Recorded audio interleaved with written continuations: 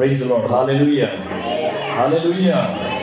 ದೇವರು ಒಳ್ಳೆಯವರಾಗಿದ್ದಾರೆ. ಪ್ರತಿಯೊಬ್ಬರು ದೇವರ ಸಮ್ಮುಖದಲ್ಲಿ ಆಶೀರ್ವಾದವಾಗಿ ಅಭಿವೃದ್ಧಿಯಾಗಿ ಬೆಳೆಯಬೇಕೆಂಬುದು ದೇವರ ಚಿತ್ತವಾಗಿದೆ. ಇವೆಲ್ಲ ಹಿಂಗೆ ಇರ್ಬೇಕು ಅಂತ ದೇವರು ಆಸೆ ಪಡ್ತಾರ? ಇವೆಲ್ಲ ಹಿಂಗೆ ಇರ್ಬೇಕು ಅಂತ ದೇವರು ಆಸೆ ಪಡ್ತಾರ? ದೇವರು ಆಸೆ ಪಡೆದೇನಂದ್ರೆ ನಿಮ್ಮ ಮುಖಾಂತರ ಒಂದು ಜನಾಂಗ, ಒಂದು ಜಾತಿ ಹೆಚ್ಚಿಸಲ್ಪಡಬೇಕು. ನಿಮ್ಮ ಮುಖಾಂತರ ದೇವರು ಅದ್ಭುತಗಳನ್ನು, ಅತಿಶಯಗಳನ್ನು ಮಾಡುವವರಾಗಿದ್ದಾರೆ. ನನ್ನಿಂದ ಆಗುತ್ತಾ ಅಂತ ಯಾವಾಗ ನಾವು ಯೋಚನೆ ಮಾಡ್ತೀವೋ ಅಲ್ಲೇ ಬಿದ್ದೋಗ್ತೀವಿ. ನನ್ಗೆ 50 ಆಗಿರ್ಬೋದು, 60 ಆಗಿರ್ಬೋದು, 70 ಆಗಿರ್ಬೋದು, 15, 20, 30 ಎಷ್ಟೇ ಆಗಿರ್ಬೋದು, ನನ್ನಿಂದ ಆಗುತ್ತಾ ಅಂತ ನಾವು ಯಾವಾಗ ಯೋಚನೆ ಮಾಡ್ತೀವೋ ಅಲ್ಲೇ ಬಿದ್ದೋಗ್ತೇವೆ. ನನ್ನಿಂದ ಎಲ್ಲವೂ ಸಾಧ್ಯ, ಯಾಕಂದ್ರೆ ನನ್ನ ಕರೆದಾತನು ನಂಬಿಗಸ್ತನು, ನನಗೆ ನಡೆಸುವಾತನು ಸರ್ವಶಕ್ತನಾದ ದೇವರು, ನನ್ನ ಒಳಗಡೆ ಜೀವಿಸುವಾತನು ಯೇಸು ಕ್ರಿಸ್ತನ ಆತ್ಮನು ಎಂಬುದಾಗಿ ಯಾವಾಗ ನಾನು ನಂಬ್ತೇನೋ, ನಾನು ಹೋಗಿ ನಿಲ್ಲೋ ಕಡೆ ದೇವರು ದೊಡ್ಡ ಕಾರ್ಯ ಮಾಡ್ತಾರೆ. ಹಲ್ಲೆಲೂಯಾ. ಅದರಿಂದ ನಮ್ಮ ಶರೀರವು ಅದಕ್ಕೆ ತುಂಬಾ ಪ್ರಾಮುಖ್ಯ ವಹಿಸುತ್ತದೆ. ನಮ್ಮ ಶರೀರದ ಕುರಿತು ದೇವರು ತುಂಬಾ ಕಡೆ ವಾಕ್ಯ ಮಾತಾಡಿದ್ದಾರೆ. ನಮ್ಮ ಶರೀರವು ತುಂಬಾ ಪ್ರಾಮುಖ್ಯ ವಹಿಸುತ್ತದೆ. ಯಾಕಂದ್ರೆ ಈ ಶರೀರದಲ್ಲಿ ದೇವರಾತ್ಮ ಬರಬೇಕಾದ್ರೆ ಅನೇಕ ತಡೆಗಳು ಉಂಟಾಗ್ತದೆ. ಈ ಶರೀರದ ಮುಖಾಂತರ ನಾವು ನ್ಯಾಯ ವಿಚಾರಣೆ ಗುರಿ ಆಗ್ತೇವೆ. ಹಲ್ಲೆಲೂಯಾ. ವಾಕ್ಯ ತೆಗೆದುಕೊಳ್ಳ್ರಿ. ಕೊರಿಂಥದವರಿಗೆ ಬರೆದ 2ನೇ ಪತ್ರಿಕೆ 5ನೇ ಅಧ್ಯಾಯ 10ನೇ ವಾಕ್ಯ. ಕೊರಿಂಥದವರಿಗೆ ಬರೆದ 2ನೇ ಪತ್ರಿಕೆ 5ನೇ ಅಧ್ಯಾಯ 10ನೇ ವಾಕ್ಯ. ಯಾಕೆಂದರೆ ಪ್ರತಿಯೊಬ್ಬನು ತನ್ನ ದೇಹದ ಮೂಲಕ ನಡೆಸಿದ ಒಳ್ಳೆಯದಕ್ಕಾಗಲಿ ಕೆಟ್ಟದಕ್ಕಾಗಲಿ ಸರಿಯಾಗಿ ಪ್ರತಿಫಲವನ್ನು ಹೊಂದುವುದಕ್ಕೋಸ್ಕರ ನಾವೆಲ್ಲರೂ ಕ್ರಿಸ್ತನ ನ್ಯಾಯಾಸನದ ಮುಂದೆ ಯಥಾಸ್ಥಿತಿಯಲ್ಲಿ ಕಾಣಿಸಿಕೊಳ್ಳಬೇಕು. ಅನೇಕರು ಯೋಚನೆ ಮಾಡ್ತಾರೆ, ಈ ಶರೀರವು ಮಣ್ಣಾಗೋಗುತ್ತೆ, ನಶಿಸಿ ಹೋಗುತ್ತೆ, ಈ ಆತ್ಮ ಮಾತ್ರ ದೇವರ ಹತ್ರ ಹೋಗುತ್ತೆ ಅಂತ ಅನೇಕರು ಯೋಚನೆ ಮಾಡ್ತಾರೆ. ಆದ್ರೆ ಈ ಶರೀರದ ಮುಖಾಂತರ ಮಾಡಿರುವ ಪ್ರತಿಯೊಂದು ಕಾರ್ಯಕ್ಕೂ ನಾವು ನ್ಯಾಯ ವಿಚಾರಣೆ ಎಂದು ದೇವರ ಸಮ್ಮುಖದಲ್ಲಿ ಪ್ರತಿಫಲವನ್ನು ಹೊಂದುವವರಾಗಿದ್ದೇವೆ. ಹಲ್ಲೆಲೂಯಾ. ಕೆಲವೊಬ್ರು ಯೋಚನೆ ಮಾಡ್ತಾರೆ, ಇರೋದು ಒಂದು ಜೀವನ, ಇರೋದು ಒಂದು ಲೈಫ್, ಚೆನ್ನಾಗಿ ಎಂಜಾಯ್ ಮಾಡೋಣ, ದುಡಿಯೋಣ, ಆಡಂಬರವಾಗಿರೋಣ, ಐಶ್ವರ್ಯವಾಗಿ ಬಾಳೋಣ, ಬಾಳಿ ಚೆನ್ನಾಗಿ ಎಂಜಾಯ್ ಮಾಡಿ. ಆದರೆ ಅದರ ಮಧ್ಯದಲ್ಲಿ ನಿಮ್ಮ ಶರೀರವನ್ನು ದೇವರಿಗಾಗಿ ಪರಿಶುದ್ಧವಾಗಿ ಕಾದುಕೊಳ್ಳಿರಿ. ನಿಮ್ಮ ಶರೀರವನ್ನು ದೇವರಿಗೆ ಪರಿಶುದ್ಧವಾಗಿ ಕಾದುಕೊಳ್ಳಿರಿ. ದೀಕ್ಷಾಸ್ಥಾನ ತೆಗೆದುಕೊಂಡಿದ ತಕ್ಷಣ ಯಾರು ದೇವರಾತ್ಮನಿಂದ ತುಂಬಲ್ಪಡೋದಿಲ್ಲ. ದಯವಿಟ್ಟು ಬರೆದಿಟ್ಕೊಳ್ಳಿ. ದೇವರ ಆತ್ಮ ನಿಮ್ಮ ಒಳಗಡೆ ಬರಬೇಕಾದ್ರೆ ಮೊದಲನೇದಾಗಿ ಪರಿಶುದ್ಧಾತ್ಮ ನಮ್ಮ ಮೇಲೆ ಸುರಿಸಲ್ಪಡ್ತಾರೆ. ಆ ಪರಿಶುದ್ಧಾತ್ಮ ನಮ್ಮ ಮೇಲೆ ಸುರಿಸಲ್ಪಟ್ಟ ನಂತರ ನಾವು ಆ ಪರಿಶುದ್ಧಾತ್ಮನು, ಸತ್ಯದ ಆತ್ಮನು ಸಕಲ ವಿಧವಾದ ಸತ್ಯದ ಮಾರ್ಗದಲ್ಲಿ ನಮ್ಮ ನಡೆಸ್ತಾ ಇರ್ತಾರೆ. ಈ ಮಾತಲ್ಲಿ ಹೋಗ್ಬೇಡ, ಈ ರೀತಿಯಾಗಿ ಮಾಡಬೇಡ, ಕುಡಿಬಾರ್ದು, ಸುಳ್ಳು ಹೇಳ್ಬಾರ್ದು, ಏಮಾರಿಸಬಾರ್ದು, ಮೋಸ ಮಾಡಬಾರ್ದು, ಈ ರೀತಿಯಾಗಿ ಬಟ್ಟೆ ಹಾಕಬಾರ್ದು, ಈ ರೀತಿಯಾಗಿ ಮಾಡಬಾರ್ದು, ಇದೆಲ್ಲ ಒಂದೊಂದಾಗಿ ನಮ್ಗೆ ಕಲಿಸ್ಕೊಡ್ತಾ ಇರ್ತಾರೆ. ನಾವು ಯಾವಾಗ ಅದಕ್ಕೆ ವಿಧೇಯರಾಗಿ ದೇವರೇ ನಾನು ನಡೀತೀನಿ ಅಂತ ಒಪ್ಪಿಸಿಕೊಡ್ತೇವೋ ಆಗ ದೇವರ ಆತ್ಮ ನಮ್ಮ ಒಳಗಡೆ ಬರ್ತಾರೆ. Hallelujah, hallelujah.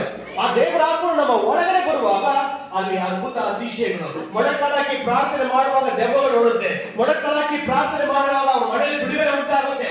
ವ್ಯಾಧಿಯನ್ನು ನಿಮ್ಮ ಮುಂದೆ ಬಂದು ನೀವು ಏನೇ ಮಾಡಿರೋ ಸಭೆಗೆ ಬರ್ತಾ ಇರ್ಬೋದು, ಒಂದು ವಿಶ್ವಾಸಿ ಆಗಿರ್ಬೋದು, ಆದ್ರೆ ನೀವು ಮೊಣಕಾಲಾಕಿ ಪ್ರಾರ್ಥನೆ ಮಾಡಿ, ಬಾಬಾ ನಾನು ಪ್ರೇಯರ್ ಮಾಡ್ತೀನಿ ಅಂತ ಕರೆದಿ ಪ್ರೇಯರ್ ಮಾಡುವಾಗ ಎಷ್ಟೇ ದೊಡ್ಡ ದುರಾತ್ಮವಾಗಲಿ ಅಲ್ಲಿಂದ ಓಡುವಂತದ್ದಾಗಿದೆ. ಹಲ್ಲೆಲೂಯಾ. ಇದೆಲ್ಲ ಒಂದು ಪ್ರೊಸೀಜರ್ ತರ ನಡೆಯುತ್ತೆ. ಬರೀ ದೇವಸ್ಥಾನಕ್ಕೆ ಹೋಗೋದು, ಚರ್ಚ್ಗೆ ಹೋಗೋದು, ಆರಾಧನೆ ಮಾಡೋದು, ಕಾಣಿಕೆ ಕೊಡೋದು, ಇಲ್ಲಿ ಕಾಣಿಕೆ ಲಕ್ಷಗಟ್ಟಲೆ ಕೋಟಿಗಟ್ಟಲೆ ಆಗ್ತದೆ, ಯಾವ್ದು ಪ್ರಯೋಜನ ಇಲ್ಲ. ಪ್ರಪಂಚದಾದ್ಯಂತ ಸುತ್ತಿ ನೀವು ಎಷ್ಟೇ ಸಂಪಾದನೆ ಮಾಡಿರೋದ್ರಲ್ಲಿ ಅರ್ಧ ಭಾಗ ಕೊಟ್ಟರು ಯಾವ ಪ್ರಯೋಜನ ಇಲ್ಲ. ನಮ್ಮ ಶರೀರವು ಪರಿಶುದ್ಧವಾಗಿ ಕಾದುಕೊಳ್ಳಬೇಕು. ಲೋಕವೇ ಆದಾಯ ಪಡಿಸಿಕೊಂಡರು ಆತ್ಮ ನಷ್ಟಪಟ್ಟರೆ ಏನು ಪ್ರಯೋಜನ ಎಂಬ ವಾಕ್ಯ ಬರೆಯಲ್ಪಟ್ಟಿದೆ. ಲೋಕದಲ್ಲಿ ಏನ್ ಬೇಕಾದ್ರೆ ಆದಾಯ ಮಾಡ್ಕೋಬಹುದು. ಕಲ್ಯಾಣ ಮಾಡ್ತಾರೆ, ಏಮಾರ್ಸ ಮಾಡೋರು, ಬೇರೆ ರಾಜಕಾರಣಿಗೆ ಎಲ್ಲರೂ ಕೊಡ್ತಾರೆ, ಅವ್ರಿಗೆಲ್ಲ ದಾನ ಧರ್ಮ ಮಾಡ್ತಾರೆ, ಎಲ್ಲ ಮಾಡ್ತಾರೆ. ಅದೆಲ್ಲ ಯಾವ್ದಿಲ್ಲ, ಅದು ಮಾಡಬಾರ್ದು ಅಂತ ಹೇಳ್ತಾ ಇಲ್ಲ. ಕ್ರೈಸ್ತರು ಖಂಡಿತವಾಗ್ಲೂ ಮಾಡಬೇಕು. ಆದ್ರೆ ಅದಕ್ಕಿಂತ ಮುಖ್ಯವಾಗಿ ನಮ್ಮ ಶರೀರವನ್ನು ಪ್ರತಿದಿನವೂ ಕಾದುಕೊಳ್ಳೋರಾಗಿರಬೇಕು. ಆ ಭಯ ನನಗಿರಬೇಕು.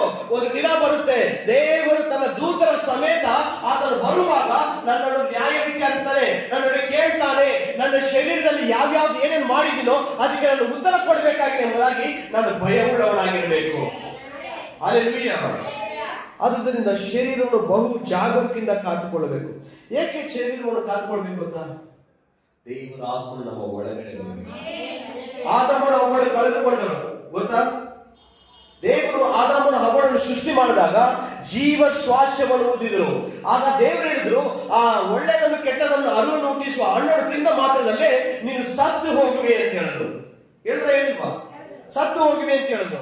ಆದ್ರೆ ದೇವರ ಮಾತಿಗೆ ವಿಧೇಯರಾಗದೆ, ದೇವರ ಮಾತನ್ನು ಕೇಳದೆ, ದೇವರ ಮಾತಿಗೆ ವಿಧೇಯರಾಗಿ ನಡೆಯದೆ ಆ ಹಣ್ಣನ್ನು ತಿನ್ನಾಗ ಯಾಕಂದ್ರೆ ಸುಂದರವಾಗಿತ್ತು, ಅದು ನೋಡೋದಕ್ಕೆ ಸುಂದರವಾಗಿಯೂ ರಮ್ಯವಾಗಿ ತಿನ್ನೋದಕ್ಕೆ ಅಪೇಕ್ಷಿತ ತಕ್ಕದಾಗಿಯೂ ಇತ್ತು. ಅದನ್ನ ಏನ್ ಮಾಡಿದ್ರು? ಕಣ್ಣಿನಲ್ಲಿ ನೋಡಿ ವಂಚನೆಗೊಳಗೆ ತಗೊಂಡು ತಿಂದ್ರು. ಆತ್ಮಿಕ ರೀತಿಯಲ್ಲಿ ಸತ್ತೋದ್ರು. ಅಲ್ಲಿ ಜೀವಂತವಾಗಿದ್ರು. ಅಲ್ಲಿ ದೇವರು ಹೇಳಿದ ಒಂದೇ ಒಂದು ಮಾತು, ಆ ತಿಂದ ಮಾತ್ರದಲ್ಲಿ ಸತ್ತೇ ಹೋಗುವೆ ಅಂತ. ಆಗ ದೇವರ ಆತ್ಮನ ಮನುಷ್ಯನ ಒಳಗಡೆ ಇದ್ದರು. ದೇವರ ಆತ್ಮನ ಮನುಷ್ಯ ಒಳಗಡೆ ಇದ್ರು. ಯಾವಾಗ ಅವ್ರು ಸತ್ತೋದ್ರು, ಅವ್ರು ಬದುಕುವ ಪ್ರಾಣಿಯಾಗಿ ಮಾರ್ಪಟ್ರು. ಅರ್ಥ ಆಗ್ತಿದ್ಯಾ? ಅವ್ರು ಬದುಕುವ ಪ್ರಾಣಿಯಾಗಿ ಮಾರ್ಪಟ್ರು. ದೇವರ ಆತ್ಮನನ್ನು ಕಳೆದುಕೊಂಡರು. ದೇವರ ಆತ್ಮನ ಮನುಷ್ಯನ ನಿಲ್ಲಕ್ಕಾಗಿಲ್ಲ. ಯೇಸು ಕ್ರಿಸ್ತನು ಬರುವವರೆಗೂ ಯಾರ ಮೇಲೆ ದೇವರ ಆತ್ಮ ನಿಲ್ಲಕ್ಕಾಗಿಲ್ಲ. ಬಂದ್ರು, ಅದ್ಭುತ ಮಾಡಿದ್ರು, ಹೋದ್ರು, ಬಂದ್ರು ಹೋದ್ರು, ಬಂದ್ರು ಅದು ಹಿಂಗೆ ಅಂತ ಹೊರತು ಯಾರ ಮೇಲೆ ದೇವರ ಆತ್ಮ ನಿಲ್ಲಕ್ಕಾಗಿಲ್ಲ. ಯೇಸು ಕ್ರಿಸ್ತನು ಬಂದ ನಂತರನೇ ಪ್ರತಿಯೊಬ್ಬರು ದೇವರ ಆತ್ಮನು ವಾಸ ಮಾಡುವಂತೆ ಸಮಯ ಉಂಟಾಯಿತು. ಹಲ್ಲೆಲೂಯಾ. ಯೋಚನೆ ಮಾಡಿ ನೋಡಿ, ದೇವರ ಆತ್ಮ ನಮ್ಮೊಳಗೆ ಇದ್ದಾರ ಅಂತ. ದೇವರ ಆತ್ಮನು ಒಂದು ವಾಕ್ಯ ಬರೆಯಲ್ಪಟ್ಟಿದೆ ಲೂಕನ ಬರೆದ ಸುವಾರ್ತೆಯಲ್ಲಿ. ಲೂಕನ ಬರೆದ ಸುವಾರ್ತೆ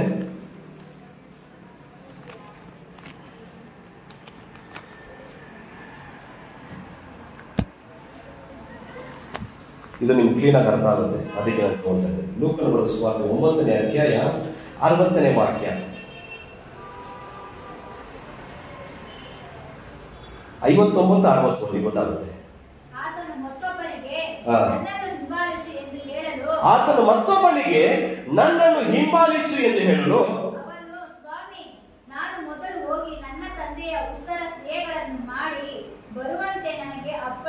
ಅವ್ನು ಹೇಳ್ತಾನೆ, ಸ್ವಾಮಿ ನನ್ನ ತಂದೆ ಸತ್ತೋಗ್ಬಿಟ್ಟಿದ್ದಾರೆ, ಅವರು ಫಸ್ಟ್ ಉತ್ತರ ಕ್ರಿಯೆ ಮಾಡಿ ಬರ್ತೀನಿ ಅಂತ ಹೇಳ್ತಾರೆ. ಆದರೆ ಆತನು ಯಾರು? ಯೇಸು ಕ್ರಿಸ್ತರು ಹೇಳ್ತಾರೆ,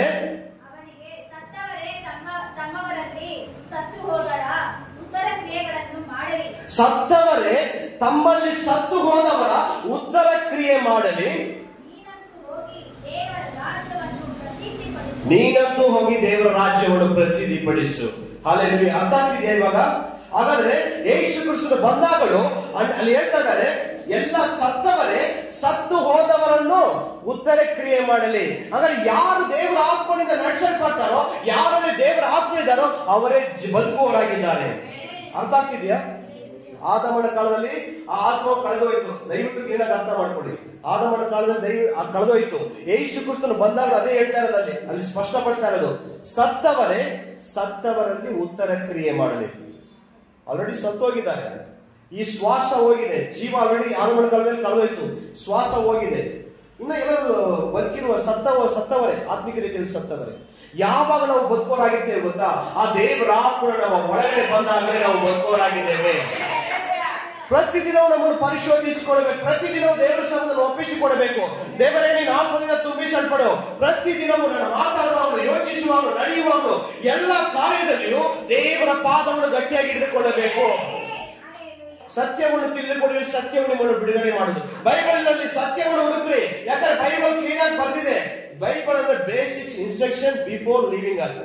ಈ ಭೂಮಿಯನ್ನು ಬಿಟ್ಟು ಹೋಗಕ್ ಮುಂಚೆ ಯಾವ ರೀತಿಯನ್ನ ಜೀವಿಸಬೇಕು, ಯಾವ ರೀತಿಯಾಗಿ ಇರ್ಬೇಕು ಎಂಬುದಾಗಿ ಈ ಸತ್ಯವೇದವು ಬೋಧಿಸುತ್ತದೆ. ಹಲ್ಲೆಲೂಯಾ. ಒಂದೊಂದು ವೇದವನ್ನು ಓದಬೇಕು, ಪ್ರಾರ್ಥನೆ ಮಾಡಬೇಕು. ಸತ್ಯವೇದ ಓದಕ್ ಬಂದಿಲ್ವಾ? ಆಡಿಯೋ ಬೈಬಲ್ ಇದೆ, ಯೂಟ್ಯೂಬ್ ಅಲ್ಲಿ ಇದೆ. ಎಲ್ಲರೂ ಆಡಿಯೋ ಬೈಬಲ್ ಡೌನ್ಲೋಡ್ ಮಾಡ್ಕೊಳ್ಳಿ, ಬ್ಲೂಟೂತ್ ಹಾಕೊಳ್ಳಿ. ನಾನು ತುಂಬಾ ಕಡೆ ಟ್ರಾವೆಲ್ ಮಾಡುವಾಗ ನಾನು ಆಡಿಯೋ ಬೈಬಲ್ ಕೇಳ್ತೀನಿ. ನನ್ಗೊಂದು ರೂಢಿ ಮಾಡ್ಕೊಂಡಿದ್ದೀನಿ. ಹಾಡು ಕೇಳ್ತೀನಿ, ಆಡಿಯೋ ಬೈಬಲ್ ಹಾಕೊಂಡಿರ್ತೀನಿ. ಅದು ಪಾಡು ವಾಕ್ಯ ಮಾತಾಡ್ಕೊಂಡು ಹೋಗ್ತಾರೆ, ನಾನು ಯೋಚನೆ ಮಾಡ್ತಾನೆ ಇರ್ತೀನಿ. ಸಮಯ ನಾನು ಕಳೆಯೋಣ. ನಾನು ಟ್ರಾವೆಲ್ ಮಾಡುವಾಗಲೂ, ಕೆಲಸ ಮಾಡುವಾಗಲೂ, ಎಲ್ಲಾ ಸಮಯದಲ್ಲೂ. ಆದ್ರೆ ನಾವು ಕೇಳ್ತಾ ಕೇಳ್ತಾ ದೇವರ ವಾಕ್ಯವನ್ನು ಕೇಳ್ತಾ ದೇವರ ಆತ್ಮವನ್ನು ನಮ್ಮ ಒಳಗಡೆ ಕ್ರಿಯೆ ಮಾಡಲು ಪ್ರಾರಂಭಿಸ್ತಾನೆ. ಪ್ರಾಣ ಬಗ್ಗೆ ಮಾತಾಡಬೇಡ, ಇದು ಯೋಚಿಸಬೇಡ, ಇದು ಚಿಂತಿಸಬೇಡ, ಈ ರೀತಿಯಾಗಿ ಮಾತಾಡ್ಬಾರ್ದು. ನಮ್ಮ ಒಳಗಡೆ ಒಂದು ಆತ್ಮನು ಕ್ರಿಯೆ ಮಾಡ್ತಾ ಇರ್ತಾನೆ. ಅದೇ ವಾಕ್ಯ ಬರೋದಿಲ್ಲ. ಸತ್ಯದ ಆತ್ಮನು ಬರುವಾಗ ಈಗ ನಾನು ಹೋಗ್ತೇನೆ, ಒಂದು ಸಹಾಯಗಳನ್ನು ಕಳಿಸ್ತೇನೆ. ಆ ಸಹಾಯಗಳೇ ಸತ್ಯದ ಆತ್ಮನು. ಆ ಸತ್ಯದ ಆತ್ಮನು ಬರುವಾಗ ನಿಮ್ಮನ್ನು ಸಕಲ ವಿಧವಾದ ಸತ್ಯದ ಮಾರ್ಗದಲ್ಲಿ ನಡೆಸುವನು. ಹಲ್ಲೆಲೂಯಾ.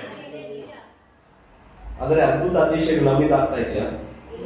ದೇವರ ಆತ್ಮನ ನಮ್ಮ ಒಳಗಡೆ ನಡೆಸೋರಾಗಿದ್ದಾರೆ. ನಾವು ಮಣ್ಣಾಗಿದ್ದರೆ, ವ್ಯರ್ಥವಾಗಿದ್ದಾರೆ, ಆದ್ರೆ ದೇವರ ಆತ್ಮ ನಮ್ಮ ಒಳಗಡೆ ಬರುವುದಾದರೆ ಯಾವುದು ನಮ್ಮ ಮುಂದೆ ನಿಲ್ಲಕ್ಕಾಗಲ್ಲ. ಅರ್ಥ ಆಗುತ್ತಾ? ಯಾವುದು ನಿಲ್ಲಕ್ಕಾಗಲ್ಲ. ಕಳೆದ ವಾರ ನೋಡಿದ್ರೆ ಯಾರೇನಿದ್ರೆ ಇಲ್ಲಿ ಕಳೆದ ವಾರ ಏನಾಯ್ತ? ಸೈತಾನ ಲಾಸ್ಟ್ ಅಲ್ಲಿ ಆ ಸೈತಾನ ದೊಡ್ಡ ಹೆಸರು ಹೇಳ್ತು, ದೊಡ್ಡ ಹೆಸರು ಹೇಳ್ತು. ಎಲ್ಲ ಸೈತಾನ ಹೆಸರು. ಯಾವುದು ಏನು ಮಾಡಕ್ಕಾಗಲ್ಲ. ಕಾರಣ ಏನು ಗೊತ್ತಾ? ನಮ್ಮ ಒಳಗಡೆ ವಾಸಿಸುವ ಆತನು ಸರ್ವಶಕ್ತನಾದ ದೇವರು.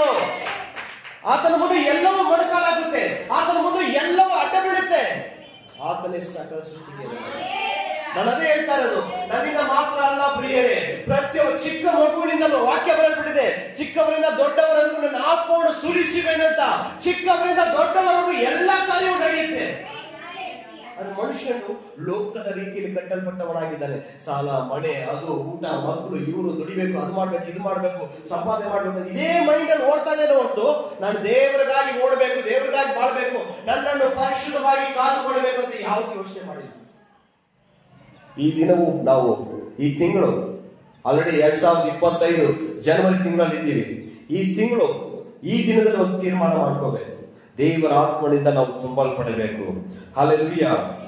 ಇನ್ನೊಂದು ವಾಕ್ಯ ನೋಡೋಣ. ರೋಮಾಪುರದವರಿಗೆ ಬರೆದ ಪತ್ರಿಕೆ 8ನೇ ಅಧ್ಯಾಯ 9-10.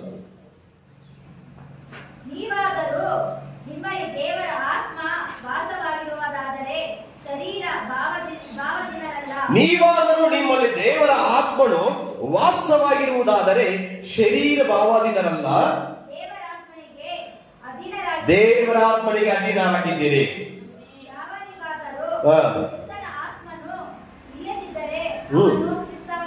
ಯಾವನಿಗಾದ್ರೂ ಕ್ರಿಸ್ತನ ಆತ್ಮನು ಇಲ್ಲದಿದ್ದರೆ ಅವನು ಕ್ರಿಸ್ತವನಲ್ಲ.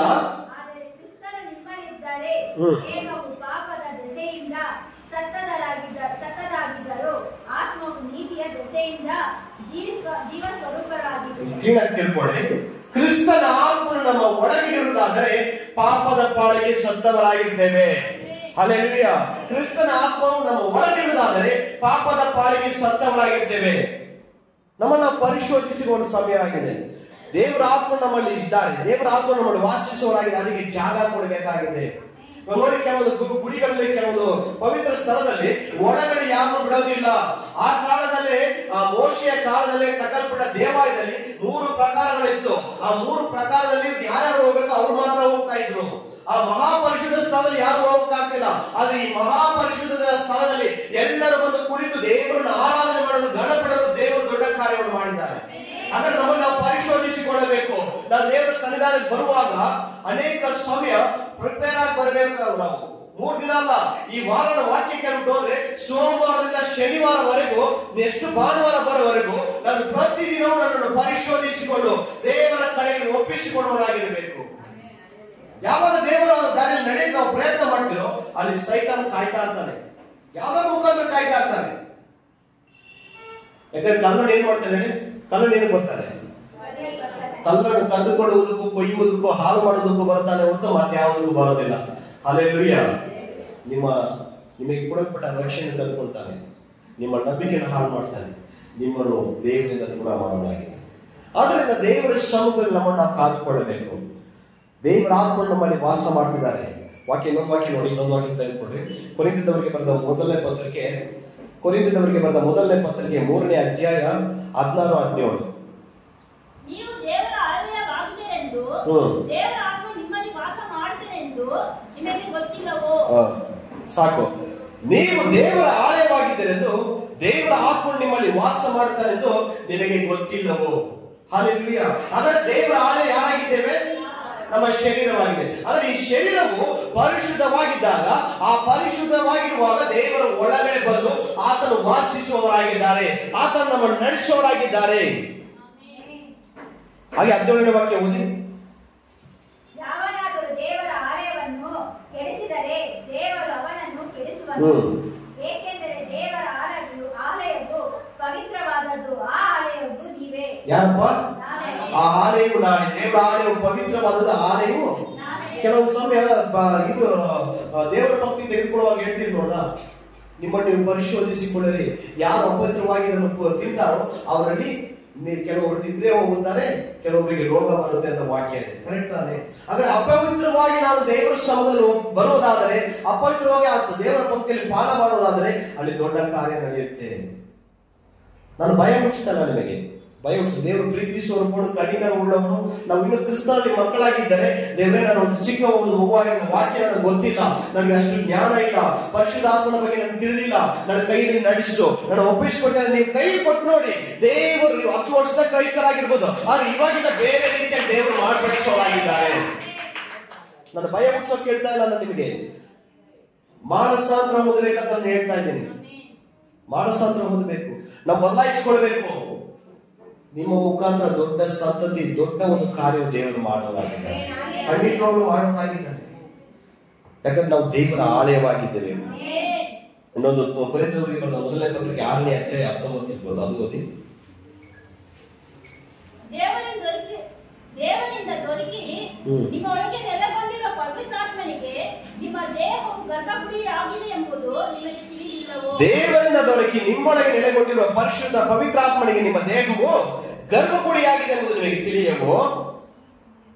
ನೀವು ನಿಮ್ಮ ಸ್ವಂತ ಸೊತ್ತಲ್ಲ, ನೀವು ಕ್ರಯಕ್ಕೆ ಕೊಳ್ಳಲ್ಪಟ್ಟವರು. ಆದ ಕಾರಣ ನಿಮ್ಮ ದೇಹದಲ್ಲಿ ದೇವರ ಪ್ರಭಾವವನ್ನು ಪ್ರಕಾಶಪಡಿಸಿ. ನೀವು ಸ್ವಂತ ಸೊತ್ತಲ್ಲ, ನೀವು ಕ್ರಯಕ್ಕೆ ಕೊಳ್ಳಲ್ಪಟ್ಟವರು, ಆದ ಕಾರಣ ನಿಮ್ಮ ದೇಹದಲ್ಲಿ ದೇವರ ಪ್ರಭಾವವನ್ನು ಪ್ರಕಾಶಪಡಿಸಿರಿ. ಹಲ್ಲೆಲೂಯಾ.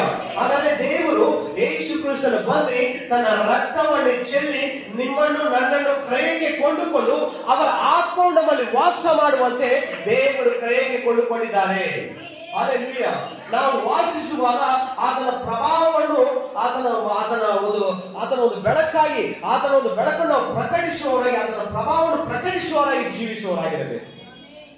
ಕೆಲವೊಂದ್ ಕಡೆ ಜಗಳ ನಡೀತೆ, ಕೆಲವೊಂದ್ ಕಡೆ ಪಕ್ಕದ ಮನೆಯವರು ಅಥವಾ ಅವರು ಇವರು ಜಗಳ ಮಾಡ್ತಿರುವಾಗ ಕೆಲವೊಂದ್ ಕಡೆ ಏನೋ ಸಮಸ್ಯೆ ಆಗಿರುತ್ತೆ. ಕೆಲವೊಂದು ಸ್ಟೇಷನ್ಗೆ ಹೋಗಿರಿ, ಇಲ್ಲ ಕೋರ್ಟ್ಗೆ ಹೋಗಿರಿ. ನೋಡಿ ಇವರು ಕ್ರೈಸ್ತರು ಹೆಂಗ್ ಮಾತಾಡ್ತಾ ಇದ್ದಾರೆ, ನೋಡಿ ಕ್ರೈಸ್ತರು ಸ್ಟೇಷನ್ ನಿಂತಿದ್ದಾರೆ, ನೋಡಿ ಅವ್ರು ಕ್ರೈಸ್ತನಂತೆ ಕುಡಿದು ಹೆಂಗ್ ಬಿದ್ದಿದ್ದಾನೆ, ನೋಡಿ ಅವ್ರು ಕ್ರೈಸ್ತನಂತೆ. ಆದರೆ ಅವ್ರ ಹೆಸರು ಗೊತ್ತಿರಲ್ಲ, ಆದ್ರೆ ಅಲ್ಲಿ ದೂಷಣೆ ಆಗೋದು ದೇವರ ನಾಮ. ಕರೆಕ್ಟಾ? ಅಲ್ಲಿ ದೂಷಣೆ ಆಗೋದು ದೇವರ ನಾಮ.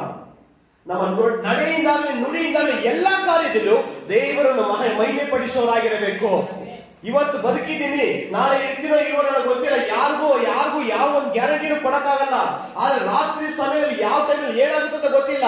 ಆದ್ರೆ ಇವತ್ತು ನಾನು ಇದೀನಿ ಅಂದ್ರೆ ನಾನು ದೇವರಿಗಾಗಿ ಬದುಕಿ ಪರಿಶುದ್ಧವಾಗಿ, ನೀತಿವಂತನಾಗಿ, ನಿಷ್ಕಳಂಕವಾಗಿ ಜೀವಿಸ್ತೀನಿ ಅಂತ ಒಪ್ಪಿಸಿಕೊಡ್ಬೇಕು. ಸತ್ತ ನಂತರ ಒಂದು ಜೀವನ ಇದೆ, ಸತ್ತ ನಂತರ ಒಂದು ಬದುಕಿದೆ, ಸತ್ತ ನಂತರ ನಾವು ಆಳುವವರಾಗಿದ್ದೇವೆ, ಸತ್ತ ನಂತರ ನಾವು ಕ್ರಿಸ್ತನೊಂದಿಗೆ ಇರುವವರಾಗಿದ್ದೇವೆ. ಆ ಭಯ ನನಗಿರ್ಬೇಕು. ಇವಾಗ ಒಂದು ಇದಕ್ಕೆ ಹೋಗ್ತೀರಿ, ನಾವು ಸ್ಕೂಲ್ಗೆ ತಗೊಳ್ಳಿ, ಆಫೀಸ್ಗೆ ತಗೊಳ್ಳಿ, ಕೆಲವೊಂದು ಯೂನಿಫಾರ್ಮ್ಸ್ ಇದೆ, ಕೆಲವೊಂದು ರೂಲ್ಸ್ ಅಂಡ್ ರೆಗ್ಯುಲೇಷನ್ಸ್ ಇದೆ. ಅದು ಫಾಲೋ ಮಾಡಿದ್ರೆ ಆ ಕೆಲಸ ಇರುತ್ತೆ, ಆ ಫಾಲೋ ಮಾಡಿದ್ರೆ ಸ್ಕೂಲಲ್ಲಿ ಇರುತ್ತೆ. ಯೂನಿಫಾರ್ಮ್ ನಮ್ಮ ಮಕ್ಕಳು ಸ್ಕೂಲ್ನಲ್ಲಿ ಯೂನಿಫಾರ್ಮ್ ಹಾಕಿಲ್ಲ ಅಂದ್ರೆ ಅವ್ರಿಗೆ ಪನಿಷ್ಮೆಂಟ್ ಇದೆ, ಅವ್ರಿಗೆ ಫೈನ್ ಆಗ್ತಾರೆ. ಅರ್ಥ ಆಗ್ತಿದೆ? ಅದೇ ತರ ನಾವು ಪರಲೋಕಕ್ಕೆ ಒಂದು ರೂಲ್ ಇದೆ, ಒಂದು ಕಾರಣ ಇದೆ, ಒಂದು ಪ್ಯಾಟ್ರನ್ ಇದೆ. ನಾವು ಪ್ರತಿದಿನ ಬೈಬಲ್ ತಿಳ್ಕೊಳ್ಬೇಕು. ಹೌದು, ದೇವರ ಆತ್ಮ ನಾನು ಬರ್ತಾನೆ, ಒಪ್ಪಿಸ್ಕೊಡ್ತೀನಿ. ಆದ್ರೆ ಆ ದೇವರ ಆತ್ಮ ನಮ್ಮಲ್ಲಿ ಬಂದು ಕ್ರಿಯೆ ಮಾಡಿ ನಮ್ಮನ್ನು ನಡೆಸಬೇಕಾದ್ರೆ ದೇವರ ಕನಿಕರ ಹೊಂದಿದವರಾಗಿರಬೇಕು, ದೇವರ ಸಮ್ಮುಖದಲ್ಲಿ ಒಪ್ಪಿಸಿಕೊಡೋರಾಗಿರಬೇಕು. ಯಾಕಂದ್ರೆ ನಾವು ಕ್ರಯಕ್ಕೆ ಕೊಂಡುಕೊಳ್ಳಲ್ಪಟ್ಟವರು, ನಾವು ಸ್ವತ್ತ ಅಲ್ಲ. ಇದು ನನ್ನ ಕಣ್ಣು, ನನ್ನ ಮೂಗು, ನನ್ನ ಬಾಯಿ, ನನ್ನ ತಂದೆ ತಾಯಿ, ನನ್ನ ಇರು ಅಂತ ನಾನು ಹೇಳ್ಬೋದು. ಆದ್ರೆ ನಾನು ಗರ್ಭದಿಂದ ಹೊರಗಡೆ ಬರಬೇಕಾದ್ರೆ ಆತನ ಚಿತ್ತವಿಲ್ಲದೆ ನಡೆದಿಲ್ಲ. ಗರ್ಭದಲ್ಲಿ ನಾನು ಮಗುವಾಗಿ ರೂಪಿಸಬೇಕಾದ್ರೆ ಆತನ ಚಿತ್ತವಿಲ್ಲದೆ ನಡೆದಿಲ್ಲ. ಅರ್ಥ ಆಗ್ತಿದ್ಯಾ? ನನ್ನ ದೇವರು ತಿಳಿಯೋದಕ್ಕೆ ಮುಂಚೆ ಲೋಕದಲ್ಲಿ ಎಲ್ಲಾ ಕಡೆ ಓಡಾಡ್ತಾ ಇದೆ, ಎಲ್ಲ ಒಂದೇ ಏನು ದೇವರೇ ಇಲ್ಲ. ದೇವರಿದ್ದೀರ ನನ್ನ ಜೀವನ ಇರ್ತಿದ್ದ, ಬಡತನದಲ್ಲಿದ್ದೀರಾ, ಕಷ್ಟದಲ್ಲಿದ್ದೀರಾ, ನನಗೆ ಆಸೆ ಪಟ್ಟಿದ್ದು ಯಾವ್ದು ಸಿಕ್ಕಿಲ್ಲ, ಯೋಚನೆ ಮಾಡಿದ ಯಾವ ಬದುಕೆ ಯಾವ್ದು ಚೆನ್ನಾಗಿಲ್ಲ, ಈ ರೀತಿ ದೇವರ ಬಿಟ್ಟು ದೂರ ಹೋಗ್ತಿದೆ. ಆದ್ರೆ ಯಾವಾಗ ನನ್ನ ಜೀವಿತದಲ್ಲಿ ಎಲ್ಲವೂ ಕತ್ತಲೆ ಕವಿದು ಮಾರ್ಗವಿಲ್ಲದೆ ದೇವರೇ ನಿನ್ನ ಪಾದವನ್ನು ಗಟ್ಟಿಯಾಗಿ ಇಟ್ಕೊಳ್ತೇನೆ, ಈ ಬೈಬಲ್ ನಾನು ಹಿಡಿಯಕ್ಕೆ ಸ್ಟಾರ್ಟ್ ಮಾಡಿದೆ, ಪ್ರಾರ್ಥನೆ ಮಾಡಕ್ಕೆ ಸ್ಟಾರ್ಟ್ ಮಾಡಿದೆ, ನಾನು ಏನ್ ಯೋಚನೆ ಮಾಡಿದ್ನೋ, ನಾನು ಏನ್ ಆಸೆ ಪಟ್ಟನೋ ಅದಕ್ಕಿಂತ 1000 ಪಟ್ಟು ನನ್ನ ಜೀವನ ಬದಲಾಯಿತು. ನಾನು ಬರೀ 100% ಯೋಚನೆ ಮಾಡಿದೆ, ಆದ್ರೆ ನನ್ನ ದೇವರಾಗಿರುವ ಕರ್ತನು 1000 ಪಟ್ಟು ನನ್ನನ್ನು ಆಶೀರ್ವದಿಸಿ ಅಪರಿಮಿತವಾದ ನಂಬಿಕೆಯನ್ನು, ವಿಶ್ವಾಸದಲ್ಲೂ, ನೆಮ್ಮದಿ, ಸಂತೋಷ, ಆಡಂಬರ ಎಲ್ಲದನ್ನು ದೇವರು ನಡೆಸಿದ್ದಾರೆ. ನಾವು ಮಾಡಬೇಕಂತ ಹೋದ್ರೆ ಆತನಿಗೆ ನಾವು ಸ್ಥಳ ಕೊಟ್ರೆ, ಆತನಿಗೆ ನಮ್ಮ ಹೃದಯದಲ್ಲಿ, ನಮ್ಮ ಶರೀರದಲ್ಲಿ ಸ್ಥಳ ಕೊಟ್ರೆ ದೇವರು ನಮ್ಮನ್ನು ಉನ್ನತ ಸ್ಥಿತಿಯಲ್ಲಿ, ಚಿಕ್ಕ ಮನೆ ಆಗಿರ್ಬೋದು, ಬಡತನ ಆಗಿರ್ಬೋದು, ಆದ್ರೆ 3 ಹೊತ್ತು ಊಟ ಕೊಡ್ತಾರೆ. ಜಗಳ ಇಲ್ಲದೆ ಸಮಾಧಾನದಿಂದ ಇರೋದಿದ್ದಾರೆ. ನೀವು ಯಾವ ಟೆನ್ಷನ್ ಇರೋ ನೆಮ್ಮದಿಯಾಗಿರೋ ತರ ಮಾಡ್ತಾರೆ. ಹಾಲೆಲೂಯಾ. ಆದ್ರಿಂದ ನಮ್ಮನ್ನು ನಾವು ಪರಿಶೋಧಿಸಿಕೊಳ್ಳೋದು. ದೇವರ ಆತ್ಮ ನಮ್ಮ ಒಳಗಡೆ ಇದ್ದಾಗ, ದೇವರ ಆತ್ಮ ನಮ್ಮ ಒಳಗಡೆ ಇದ್ದಾಗ ನಾವು ಪರಿಶೋಧಿಸಿಕೊಳ್ಳೋದು. ದೇವರ ಆತ್ಮ ನಮ್ಮ ಒಳಗಡೆ ಇರೋದಾದರೆ ನಾವು ಪಾಪಕ್ಕೆ ಅಧೀನರಲ್ಲ. ಹಾಲೆಲೂಯಾ. ದೇವರ ಆತ್ಮ ನಮ್ಮ ಒಳಗಡೆ ಇರೋದಾದರೆ ನಾವು ಪಾಪಕ್ಕೆ ಅಧೀನರಲ್ಲ. ಬೈಬಲ್ ವಾಕ್ಯ ಬರೆದಿದೆ, ದೇವರು ಪರಿಶುದ್ಧರಾಗಿರುವ ಪ್ರಕಾರ ನೀವು ಪರಿಶುದ್ಧರಾಗಿರಿ. ಪರಿಶುದ್ಧತೆ ಇಲ್ಲದೆ ದೇವರನ್ನು ದರ್ಶಿಸುವುದು ಅಸಾಧ್ಯ. ಜನರು ಹೇಳ್ತಾರೆ ದೇವರು ಕ್ಷಮಿಸಿದ, ಪೇತ್ರರು ಕೇಳಿದ್ರ ದೇವ್ರ ಬಳಿ ಎಷ್ಟು ಸರಿ ಕ್ಷಮಿಸಬೇಕು, 7-20 ಸಾರಿ ಕ್ಷಮಿಸ್ತಾರೆ ಹಂಗೆ ಅಂತ.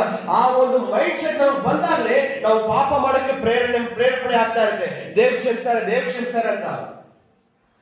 ನ್ಯಾಯ ವಿಚಾರಣೆ ದೇವರು ಸತ್ಯವಿದವು ಇಬ್ಬಾಯಿ ಕತ್ತಿಯಂತೆ 2 ರೀತಿಯಲ್ಲಿ ವಾಕ್ಯ ಮಾತಾಡುತ್ತೆ. ಇಬ್ಬಾಯಿ ಕತ್ತಿಯಂತೆ ಅರ್ಥ ಆಯ್ತಾ? ನನಗೆ ಅನುಭವ ಆಗಿದೆ, ಸತ್ಯವನ್ನು ಅನುಭವ ಆಗಿದೆ. ಆ ವಾಕ್ಯವನ್ನು ಪವಿತ್ರಾತ್ಮನ ಮೂಲಕ ನಾವು ಕೇಳುವಾಗ, ಓದುವಾಗ ಅದು ನಮ್ಮಲ್ಲಿ ನೂತನ ಸ್ವಭಾವವನ್ನು ಹುಟ್ಟಿಸುತ್ತೆ, ನಮ್ಮಲ್ಲಿ ಬದಲಾವಣೆ ಹುಟ್ಟಿಸುತ್ತೆ. ಅರ್ಥ ಆಗ್ತಿದೆಯಾ? ಅದನ್ನ ಯಾರು ಪರಿಶುದ್ಧರಲ್ಲ, ನಾನು ಪರಿಶುದ್ಧರಲ್ಲ. ಅಪೊಸ್ತಲನಾಗಿ ಪೌಲನು ಹೇಳ್ತಾನೆ, ಪಾಪಿಗಳಲ್ಲಿ ಪ್ರಧಾನ ಪಾಪಿ ನಾನೇ ಅಂತ ಹೇಳ್ತಾನೆ. ಯಾರು ಒಪ್ಕೊಳ್ತಾರ? ಸ್ಟೇಜ್ ಮೇಲೆ ನಿಂತ್ಕೊಂಡು ಅಷ್ಟು ದೊಡ್ಡ ಸೇವಕರು, ಅಷ್ಟು ದೊಡ್ಡ ಎಲ್ಲಾ ಹೊಸ ಮೆಡಿಕಲ್ ಅರ್ಧ ಪತ್ರಿಕೆ ಬರ್ದವ್ರು ಅವ್ರು ಹೇಳ್ತಾರೆ ಪಾಪಿಗಳಲ್ಲೇ ಪ್ರಧಾನ ಪಾಪಿ ನಾನೇ ಅಂತ ಹೇಳ್ತಾರೆ. ನಾವು ಒಪ್ಕೊಳ್ತೀರ? ದೇವ್ರ ಮುಂದೆ ಒಪ್ಕೊಳ್ಳಲ್ಲ. ಅಲ್ಲೂ ನ್ಯಾಯ ಹೇಳ್ತೀರಿ. ಅವ್ರು ನಾನು ಮಾತಾಡಲ್ಲ, ಅದಕ್ಕೆ ನಾನು ಹಿಂಗ್ ಮಾತಾಡಿದೆ. ಅವ್ನು ಹಿಂಗ್ ಮಾಡ್ದ, ನಾನು ಅದಕ್ಕೆ ಹಿಂಗ್ ಮಾಡಿದೆ, ನಾನು ಹಿಂಗೆ ಯಾಮಾಡ್ತಾ ಅದಕ್ಕೆ ಯಾಮಾಡ್ತೆ. ಈ ರೀತಿಯಲ್ಲಿ ನಾವು ದೇವ್ರ ಹತ್ರ ನಾವೇನ್ ಮಾಡ್ತೀವಿ? ಸರಿಪಡಿಸ್ಕೊಳ್ತೀವಿ, ನಮ್ಮನ್ನ ನಾವು ಕರೆಕ್ಟ್ ಅಂತ ತೋರಿಸ್ಕೊಳ್ತೀವಿ. ವಾಕ್ಯ ಬರೆದ್ಬಿಟ್ಟಿದೆ, ನನ್ನ ನಡತೆ ಸ್ವಂತ ದೃಷ್ಟಿಗೆ ನೆಟ್ಟಗೆ ಅಂತ ಬರೆದ್ಬಿಟ್ಟಿದೆ. ಕರೆಕ್ಟ್ ತಾನೆ? ನಾನು ಹೋಗ್ತಾರೆ, ನನ್ನ ದಾರಿ ಕರೆಕ್ಟ್ ಆಗಿ, ನಾನು ಸರಿಯಾಗಿ ನಾನು ಹಂಗೆ ಯೋಚನೆ ಮಾಡ್ತೀವಿ. ಆದ್ರೆ ದೇವರೇ, ನಿನಗಾಗಿ ನಾನು ಯಾವ ರೀತಿ ಜೀವಿಸ್ತಿದ್ದೆ ನನ್ನ ಪರಿಶೋಧಿಸು, ನನಗೆ ನೂತನ ಹೃದಯವನ್ನು ಕೊಟ್ಟು ನನ್ನನ್ನು ನೀನು ನಡೆಸೋದು ಯಾವತ್ತೂ ಒಪ್ಪಿಸ್ಕೊಡಲ್ಲ. ನಾವು ಸರಿ ಮಾಡಿಕೊಂಡೇ ಹೋಗ್ತೀವಿ. ನಮ್ದು ನ್ಯಾಯ ನಮ್ದೇ, ನಾವು ಮಾಡಿದ್ದೇ ಕರೆಕ್ಟ್ ಆಗಿರುತ್ತೆ. ಅನೇಕ ಸಮಯ ಇದೇ ರೀತಿಯಾಗಿ ಜೀವಿಸ್ತಾರೆ. ಆದ್ರೆ ದೇವರ ಸಮಯದಲ್ಲಿ ನಾವು ಪರಿಶೋಧಿಸುವ ಸಮಯ. ಅಂತ್ಯಕಾಲದಲ್ಲಿ ನಾವು ಪ್ರವೇಶಿಸಿದೀವ. ಕಡೆ ಕಾಲದಲ್ಲಿ ಜೀವಿಸೋದು ಯಾವ ಟೈಮಲ್ಲಿ ಏನಾಗ್ತದೆ ಗೊತ್ತಿಲ್ಲ. ನಿಮಗೆ ಗೊತ್ತಾ ಇಂಡಿಯಾದಲ್ಲಿ ಏನೇನು ನಡೀತಿದೆ ಅಂತ? ಏನು ಗೊತ್ತಿಲ್ಲ. ಎಲ್ಲಿ ಹೋರಾಟ ನಡೀತಿದೆ, ಎಲ್ಲಿ ಜಗಳ ನಡೀತಿದೆ, ಎಲ್ಲಿ ಯಾರು ಏನಾಗ್ತದೆ, ಕ್ರೈಸ್ತರಿಗೆ ಎಲ್ಲೆಲ್ಲಿ ದೂಷಣೆ ಆಗ್ತದೆ, ಕ್ರೈಸ್ತರನ್ನು ಎಲ್ಲಿ ನೋವು ಕೊಡ್ತಾ ಇದ್ದಾರೆ, ಹಿಂಸಿಸಿದ್ದಾರೆ, ಯಾರು ಗೊತ್ತಿಲ್ಲ. ನಮ್ಗೆ ಒಳ್ಳೆ ಸಭೆ ಕೊಟ್ಟಿದೆ, ಊಟ ಮಾಡ್ತೀರಿ, ನಿಮ್ದೇ ಬರ್ತೀರಿ, ಇಲ್ಲಿ ಪ್ರೈವೇಟ್ ಕೇಳ್ತೀರಿ, ಹೋಗ್ತೀರಿ, ಮಾಡ್ಕೊಳ್ತೀರಿ, ಇಷ್ಟೇ. ಕೆಲವೊಂದು ಕಡೆ ಪ್ರಾರ್ಥನೆ ನಡೆಯಕ್ಕೆ ಆಗ್ತಾ ಇಲ್ಲ, ಪ್ರಾರ್ಥನೆ ಮಾಡಕ್ ಇಲ್ಲ, ಸೇವೆ ಮಾಡಕ್ ಆಗ್ತಾ ಇಲ್ಲ, ಸ್ವಾರ್ಥ ಸಾರಕ್ ಆಗ್ತಾ ಇಲ್ಲ. ತುಂಬಾ ಕಷ್ಟದ ಮಧ್ಯದಲ್ಲಿಯೂ ಆ ದಾಹವುಳ್ಳ ಜನರು ಒದೆ ತಿಂದ್ರು ಅವಮಾನಪಟ್ಟು ಹುಡುಕಿ ಬಂದು ವಾಕ್ಯ ಕೇಳ್ತಾ ಇದ್ದಾರೆ. ಕಾರಣ ಏನು ಗೊತ್ತಾ? ದೇವರ ಆತ್ಮನು ಒಳಗಡೆ ಜಾಗ ಕೊಟ್ಟಿದ್ದಾರೆ. ದೇವರಿಗಾಗಿ ನಾನು ಜೀವಿಸಬೇಕು ಅಂತ ನಿರ್ಧಾರ ಮಾಡಿದ್ದಾರೆ. ದೇವರಿಗಾಗಿ ನಾನು ಸತ್ರು ಪರವಾಗಿ ಅಂತ ನಿರ್ಧಾರ ಮಾಡಿದ್ದಾರೆ. ನಾವು ಯಾವ ರೀತಿ ಆಗಿದ್ದೇವೆ? ಅನೇಕ ಸಮಯ ವಾಕ್ಯ ನೋಡುವಾಗ ಟೈಮ್ ನೋಡ್ತೀವಿ, ಟೈಮ್ ಆಯ್ತಾ, ಇನ್ನ ಟೈಮ್ ಆಯ್ತು, ಹೊಟ್ಟೆ ಹಸಿವು ಸ್ಟಾರ್ಟ್ ಆಗಿರುತ್ತೆ, ಹೊಟ್ಟೆ ಹಸಿವು ಆಗ್ತಾ ಇದೆ, ಕೆಲವು ನಿದ್ದೆ ಬರ್ತಾ ಇದೆ. ಅಲ್ಲೇನು ನಿದ್ದೆ ಬರೋಲ್ಲ, ಅಲ್ಲೇನು ಹೇಳಿ, ಇವರಿಬ್ಬರಿಗೆ ಮಾತ್ರ ನಿದ್ದೆ ಬಂದಿದೆ, ಅವರಿಬ್ಬರಿಗೆ ಮಾತ್ರ ಬಂದಿದೆ. ಗಮನ ಇಟ್ಟು ಕೇಳಬೇಕು. ಇವತ್ತು ಆರಾಧನೆ ಎಷ್ಟು ಪ್ರೈಸ್ ಆರಾಧನೆ ತರ ನಡೀತು. ಕರೆಕ್ಟ್ ತಾನೆ?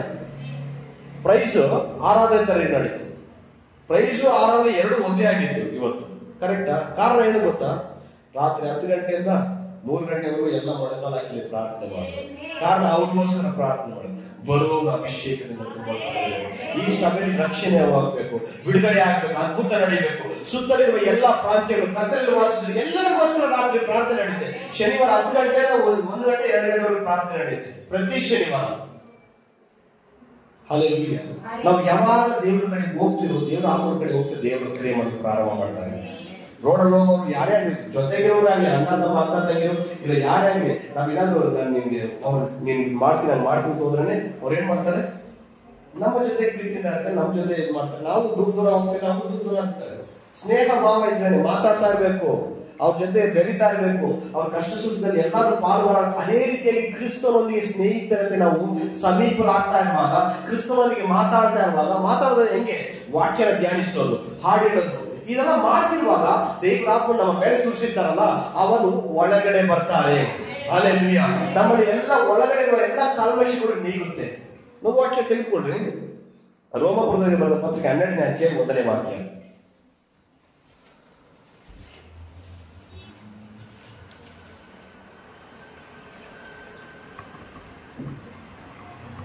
ಸಹೋದರರೇ, ದೇವರ ಕನಿಕರವನ್ನು ನಿಮ್ಮ ನೆನಪಿನಲ್ಲಿ ತಂದು ನಿಮ್ಮನ್ನು ಬೇಡಿಕೊಳ್ಳುವುದೇನೆಂದರೆ, ನೀವು ನಿಮ್ಮ ನಿಮ್ಮ ದೇಹಗಳನ್ನು ದೇವರಿಗೆ ಮೀಸಲಾಗಿಯೇ ಮೆಚ್ಚುಗೆಯಾಗಿಯೂ ಇರುವ ಸಜೀವ ಯಜ್ಞವಾಗಿ ಅರ್ಪಿಸಿರಿ. ಹಲ್ಲೆಲೂಯಾ. ನಮ್ಮ ದೇಹವನ್ನು ದೇವರಿಗೆ ಮೀಸಲಾಗಿ ಮೆಚ್ಚುಗೆಯಾಗುವ ಸಜೀವ ಯಜ್ಞವಾಗಿ. ನೀವು ಕೋಟಿ ಕೊಟ್ಟರು ಪ್ರಯೋಜನ ಇಲ್ಲ. ನೀವು ಸಭೆ ಕಟ್ಟಿಬಿಟ್ರು ಪ್ರಯೋಜನ. ಸಭೆ ಕಟ್ಟಿ ನಾನು ಕಾಸು ಕೊಡ್ತೀನಿ, ಇಷ್ಟು ಕೊಡ್ತೀನಿ, ನಾನು ಏನು ಪ್ರಯೋಜನ ಇಲ್ಲ. ನಮ್ಮ ಶರೀರವನ್ನು ದೇವರಿಗೆ ಮೀಸಲಾಗಿರುವ ಸಜೀವ ಯಜ್ಞವಾಗಿ ಅರ್ಪಿಸುವಾಗಲೇ ಆ ಯಜ್ಞ ಹೆಂಗಂದ್ರೆ ದೇವರ ವಾಕ್ಯ ಓದೋದು, ಪ್ರಾರ್ಥನೆ ಮಾಡೋದು, ದೇವರ ವಾಕ್ಯವನ್ನು ಕೇಳೋದು, ದೇವರಿಗಾಗಿ ಓಡೋದು, ಯೋಚನೆ ಮಾಡೋದು, ಚಿಂತಿಸೋದು ಎಲ್ಲವೂ ಆ ಯಜ್ಞವಾಗಿ ಅರ್ಪಿಸುವಾಗ ಆ ಯಜ್ಞದ ಮುಖಾಂತರ ಈಗ ನನ್ನ ಮಗಳು ನನಗಾಗಿ ಒಪ್ಪಿಸಿಕೊಟ್ಟಿದ್ದಾನೆ. ನಾ ಪಾಪದ ದಾರಿಯಲ್ಲಿ ಹೋಗದೆ ಬೇರೆ ದಾರಿಯಲ್ಲಿ ನಡೀತಾ ಇದ್ದಾರೆ, ನನ್ನ ವಾಕ್ಯ ಕೇಳ್ತಾ ಇದ್ದಾರೆ, ನನಗೆ ಸಮಯ ಕೊಡ್ತಾ ಇದ್ದಾರೆ, ಆರಾಧನೆ ಮಾಡ್ತಾ ಇದ್ದಾರೆ ಅಂತ ಹೇಳಿ ದೇವರ ಆತ್ಮನ ಒಳಗಡೆ ಬಂದು ಯಾವ ರೀತಿ ಯಾವ ಮಾರ್ಗದಲ್ಲಿ ಹೋಗ್ಬೇಕಂತ ನಡೆಸೋರಾಗಿದ್ದಾರೆ. ಯಾವ ರೀತಿ ಎಲ್ಲೆಲ್ಲ ಏನೇನು ಮಾಡ್ಬೇಕು ದೇವರೇ ಮಾಡುವವರಾಗಿದ್ದಾರೆ. ಹಲ್ಲೆಲೂಯಾ. ಇಷ್ಟೊತ್ತು ದೇವರ ಆತ್ಮನ ಒಳಗಡೆ ಬರೋ ಬಗ್ಗೆ ನೋಡಿದ್ರಿ. ಅರ್ಥ ಆಯ್ತಾ? ದೇವರ ಆತ್ಮನ ಮೇಲೆ ಇರ್ತಾರೆ, ಒಳಗಡೆ ಬರ್ತಾರೆ. ಆದವನ ಕಾಲದಲ್ಲಿ ಕಳೆದುಕೊಂಡ್ರು. ಫಸ್ಟೇ ಅವ್ರು ಕೊಡಲ್ಪಟ್ಟಿದ್ರು, ಕಳೆದುಕೊಂಡ್ರು. ನೀವು ಹಳೆ ಒಡಂಬಡಿಕೆ ಫುಲ್ಲು ಓದ್ಬೇಡಿ. ಎಲ್ಲರ ಮೇಲೆ ಬಂದಿ ಹೋದ್ರೆ ಹೊರತು ಯಾರ ಮೇಲೆ ನಿಂತಿಲ್ಲ, ಒಬ್ಬರ ಮೇಲೆ ಏನು ನಿಂತಿದ್ದಾರೆ. ಹೊಸ ಒಡಂಬಡಿಕೆಯಲ್ಲಿ ಯೇಸು ಕ್ರಿಸ್ತನ ರಕ್ತದ ಮೂಲಕ, ಯೇಸು ಕ್ರಿಸ್ತನ ಮೂಲಕ ಆ ಪರಿಶುದ್ಧಾತ್ಮ ನಮ್ಮ ಮೇಲೆ ಸುರಿಸಲ್ಪಡ್ತಾನೆ. ಆ ಪರಿಶುದ್ಧಾತ್ಮನು ಒಳಗಡೆ ಬರಲು ಪ್ರಾರಂಭವಾಗಬೇಕಾದ್ರೆ ನಾವು ಅದರ ಮಾರ್ಗದಲ್ಲಿ ನಡೆಯಬೇಕು. ಓಕೆ, ಇವಾಗ ಇಷ್ಟೋಗಿ ನೋಡಿದ್ವಿ, ಪ್ಯಾಟರ್ನ್ ನೋಡಿದ್ವಿ. ಅಂದ್ರೆ ದೇವರ ಆತ್ಮನಿಂದ ನಮ್ಮನ್ನು ಬೇರ್ಪಡಿಸುವ ವಿಷಯಗಳು ಏನು ನಮ್ಮಲ್ಲಿದೆ. ಯಾಕಂದ್ರೆ ನಾವು ಅನ್ಕೊಳ್ತೀವಿ ನಾವೇನು ಕೊಲೆ ಮಾಡಿಲ್ಲ, ನಾವೇನು ಯಾಮಾರಿಸಿಲ್ಲ, ನಾವೇನು ಅದು ಮಾಡಿಲ್ಲ, ಇದು ಮಾಡಿ. ಎಷ್ಟೆಷ್ಟೋ ದೊಡ್ಡ ದೊಡ್ಡ ಕೊಲೆಗಾರರು ಇದ್ದಾರೆ, ಕೊಲೆ ಮಾಡೋರು ಇದ್ದಾರೆ, ಯಾಮಾರಿಸಿಲ್ಲ, ಅಷ್ಟು ದೊಡ್ಡ ಕೆಲಸ ನಾನು ಮಾಡಿಲ್ವಲ್ಲ, ನನಗೆ ಅದರ ತಪ್ಪು ಏನಿದೆ ನನ್ನಲ್ಲಿ ಇವಾಗ ನಮ್ಮ ಮೈಂಡಲ್ಲಿ ಇದೇ ಇಲ್ವಾ ನಿಜ ಇರಬೇಕು. ಇದೇ ತಾನೆ ನಾನು ದೀಕ್ಷಾಸ್ತ್ರ ಚರ್ಚೆಗೆ ಬರ್ತಿದ್ದೀನಿ, ಏನು ಮಾಡ್ತಿಲ್ಲ, ಪರಿಶುದ್ಧಾತ್ಮ ನನ್ನಲ್ಲಿ ಇದಾನೆ ಅಂತ ನಾವು ನಂಬ್ತೀವಿ. ಆದ್ರೆ ಇದಾನ ಇಲ್ವಾ ಎಂಬುದಾಗಿ ಪರಿಶೋಧಿಸಿಕೊಳ್ಳೋಣ. ಯಾವುದು ಪರಿಶುದ್ಧಾತ್ಮ ನಮ್ಮ ಒಳಗಡೆ ನಿಲ್ಲದಂತೆ ತಡೆ ಮಾಡುತ್ತೆ ಅದನ್ನ ನೋಡೋಣ ಇವಾಗ. ಓಕೆನಾ? ವಾಕ್ಯ ತೆಗೆದುಕೊಳ್ಳಬೇಕು. ಗಲಾತ್ಯದವರಿಗೆ ಬರೆದ ಪತ್ರಿಕೆ 5ನೇ ಅಧ್ಯಾಯ 25-26.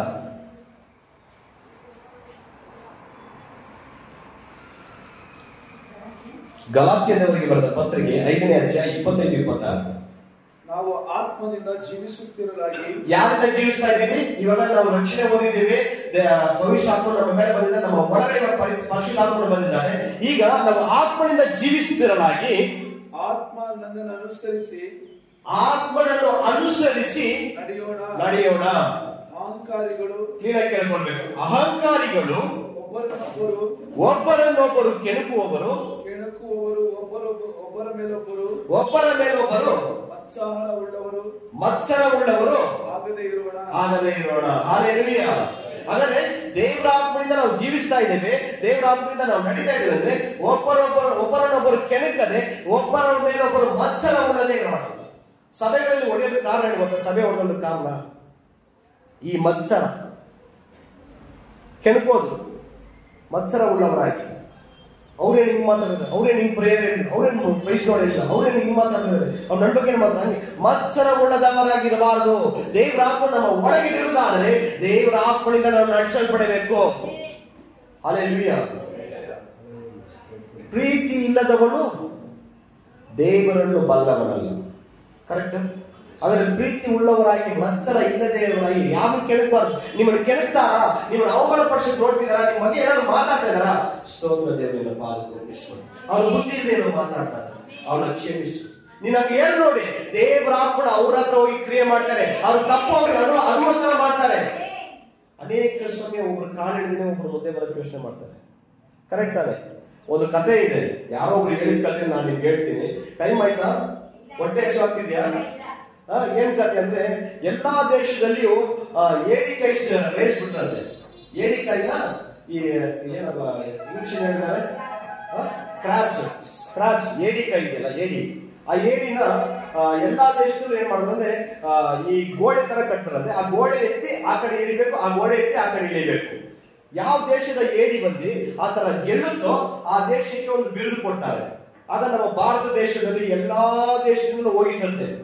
ಆ ಹೋದಾಗ ಎಲ್ಲಾ ಏಡಿ ಕೈಗಳು ಓಡ್ತಾ ಇದ್ರೆ ಇಂಡಿಯಾದಲ್ಲಿ ಏಡಿಗಳು ಅದೇ ದೇಶದ ಏಡಿಗಳು 5 ಬಿಟ್ಟಿದ್ರು. ಆ 5 ಏಡಿಯಲ್ಲಿ ಮೊದಲೇ ಹೋಗ್ತಾ ಇದ್ದ ಏಡಿ ಅದು ಓಡ್ತಾ ಇದ್ದಾಗ ಇಂಡಿಯಾದಲ್ಲಿ ಓಡು ನಾನು ಚಿಂತೆ ಇದ್ದೀನಿ, ಓಡು ನಾವು ಗೆಲ್ಲಬೇಕು, ಓಡು ಅಂತ ಪ್ರೋತ್ಸಾಹ ಮಾಡ್ತಿತ್ತಂತೆ. ಏನ್ ಮಾಡ್ತಿತ್ತು? ಪ್ರೋತ್ಸಾಹ ಮಾಡ್ತಿತ್ತು. ಆ ಏಡಿ ಅಯ್ಯೋ ನನ್ನ ಕೈಯಲ್ಲಿ ಆಗ್ತಾ ಇಲ್ಲ, ಸರಿ ನಾನು ಮುಂದೆ ಬರ್ತೀನಿ ಅಂತ ಇನ್ನೊಂದು ಮುಂದೆ ಹೋಗ್ತಿತ್ತಂತೆ. ಹಿಂಗೆ ಓಡಿ ಎಲ್ಲ ಮುಂದೆ ಹೋಗ್ತಿದ್ದಂತೆ.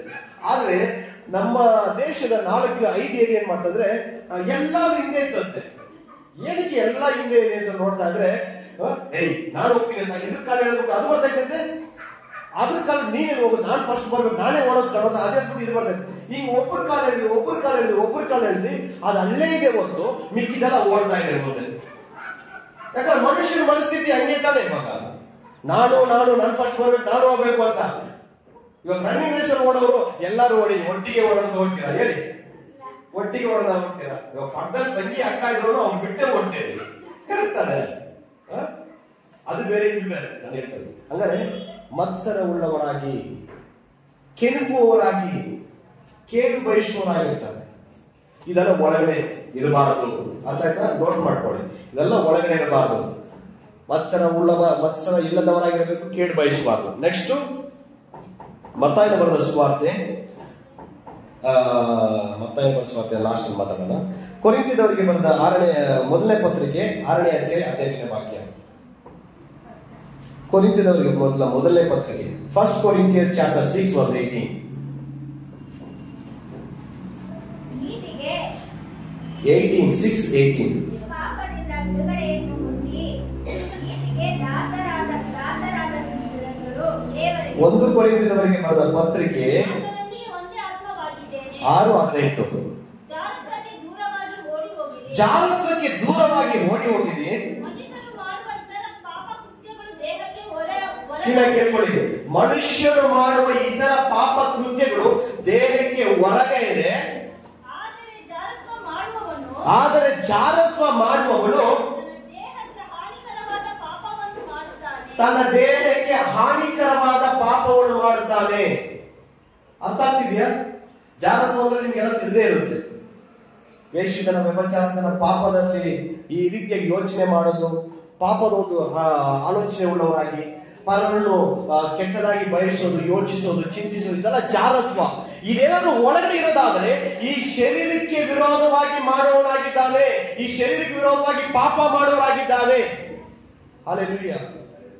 ಯೇಸು ಕ್ರಿಸ್ತರು ಒಂದು ಜಾಗದಲ್ಲಿ ಹೇಳ್ತಾರೆ, ಒಬ್ಬ ಸ್ತ್ರೀಯನ್ನು ಮೋಹಿಸಿ ನೋಡಿದಾಗಲೇ ಆತನೊಂದಿಗೆ ನೀನು ವ್ಯಭಿಚಾರ ಮಾಡಿದಂತೆ ವಾಕ್ಯಗಳು ಹೇಳ್ಕೊಂಡಿದೆ.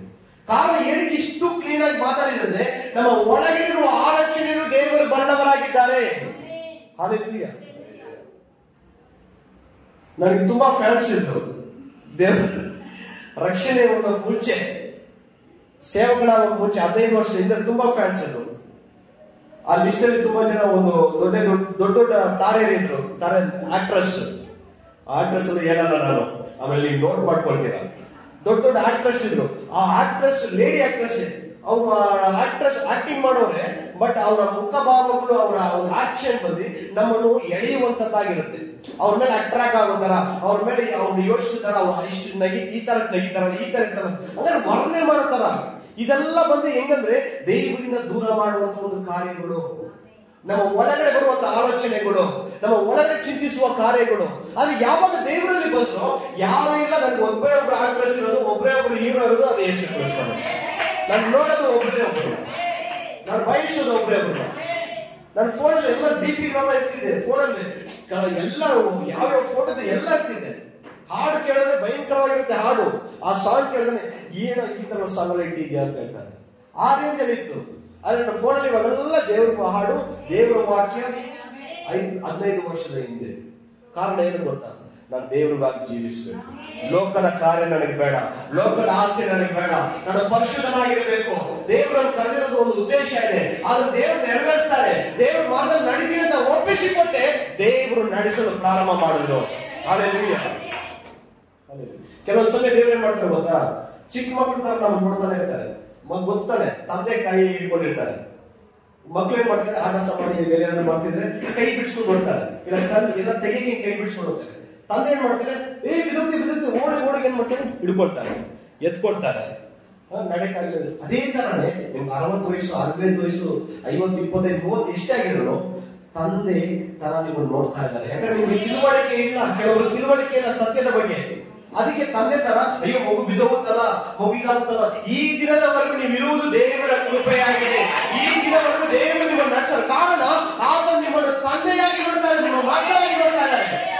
ಕೆಲಸ ತಪ್ಪು ಮಾಡ್ಬೋದು, ಕೆಲಸ ಬೀಳ್ಬೋದು, ಕೆಲಸ ಹೇಳ್ಬೋದು. ಆದ್ರೆ ಏನೇ ಬಿಟ್ಟಿಲ್ಲ ಅಂದ್ರೆ ಇವ್ರು ಕೆಲವೊಂದು ರಹಸ್ಯ ಗೊತ್ತಿಲ್ಲ, ಸತ್ಯ ಗೊತ್ತಿಲ್ಲ, ತಿಳ್ಕೊಳ್ತಾರೆ. ಯಾರ ಮುಖಾಂತರ ಮಾತಾಡುವಾಗ ಅವ್ರಿಗೆ ತಲೆಗೆ ಹೋಗುತ್ತೆ ಅಂತ ದೇವರು ನಿಮ್ಮನ್ನ ಮಕ್ಕಳ ತರ ಕೈ ಹಿಡ್ಕೊಂಡು ನಡೆಸ್ತಾ ಇದ್ದಾರೆ. ಅದು ಇವತ್ತು ಪರಿಶೋಧಿಸಿಕೊಳ್ಳುವ ಸಮಯವಾಗಿದೆ. ಒಂದು ವಾಕ್ಯವನ್ನು ನೋಡೋಣ. ಜಾರತ್ವಕ್ಕೆ ದೂರವಾಗಿ ಫಸ್ಟ್ ನೋಟ್ ಮಾಡ್ಕೊಳ್ಳಿ, ಯಾರು ಕೆಣಕಬಾರ್ದು. ನೆಕ್ಸ್ಟ್ ಮತ್ಸರ ಉಳ್ಳವರಾಗಿರಬಾರ್ದು.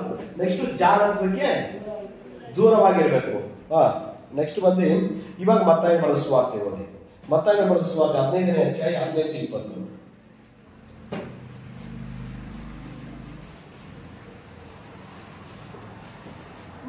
ಮನುಷ್ಯನನ್ನು ಕೆಡಿಸುವಂತಗಳು ಇವೆ, ಆದರೆ ಕೈ ತೊಳೆದುಕೊಳ್ಳದೆ ಊಟ ಮಾಡುವುದು ಮನುಷ್ಯನನ್ನು ಕೆಡಿಸುವುದಿಲ್ಲ ಅಂದನು. ಹಾಗೆ ಓದಿ 19-20. ಇದೇ ಮನುಷ್ಯನ 19-20. ಹೇಗೆಂದರೆ ಮನಸ್ಸಿನೊಳಗಿನ ಕೆಟ್ಟ ಆಲೋಚನೆ, ಕೊಲೆ, ಆದರ ಸುಳ್ಳೆಗಾರಿಕೆ, ಕಳ್ಳತನ, ಸುಳ್ಳು ಸಾಕ್ಷಿ, ಬೈಗಳು ಹೊರಟು ಬರುತ್ತವೆ. ಮನುಷ್ಯನನ್ನು ಕೆಡಿಸುವಂತವುಗಳು ಇವೆ,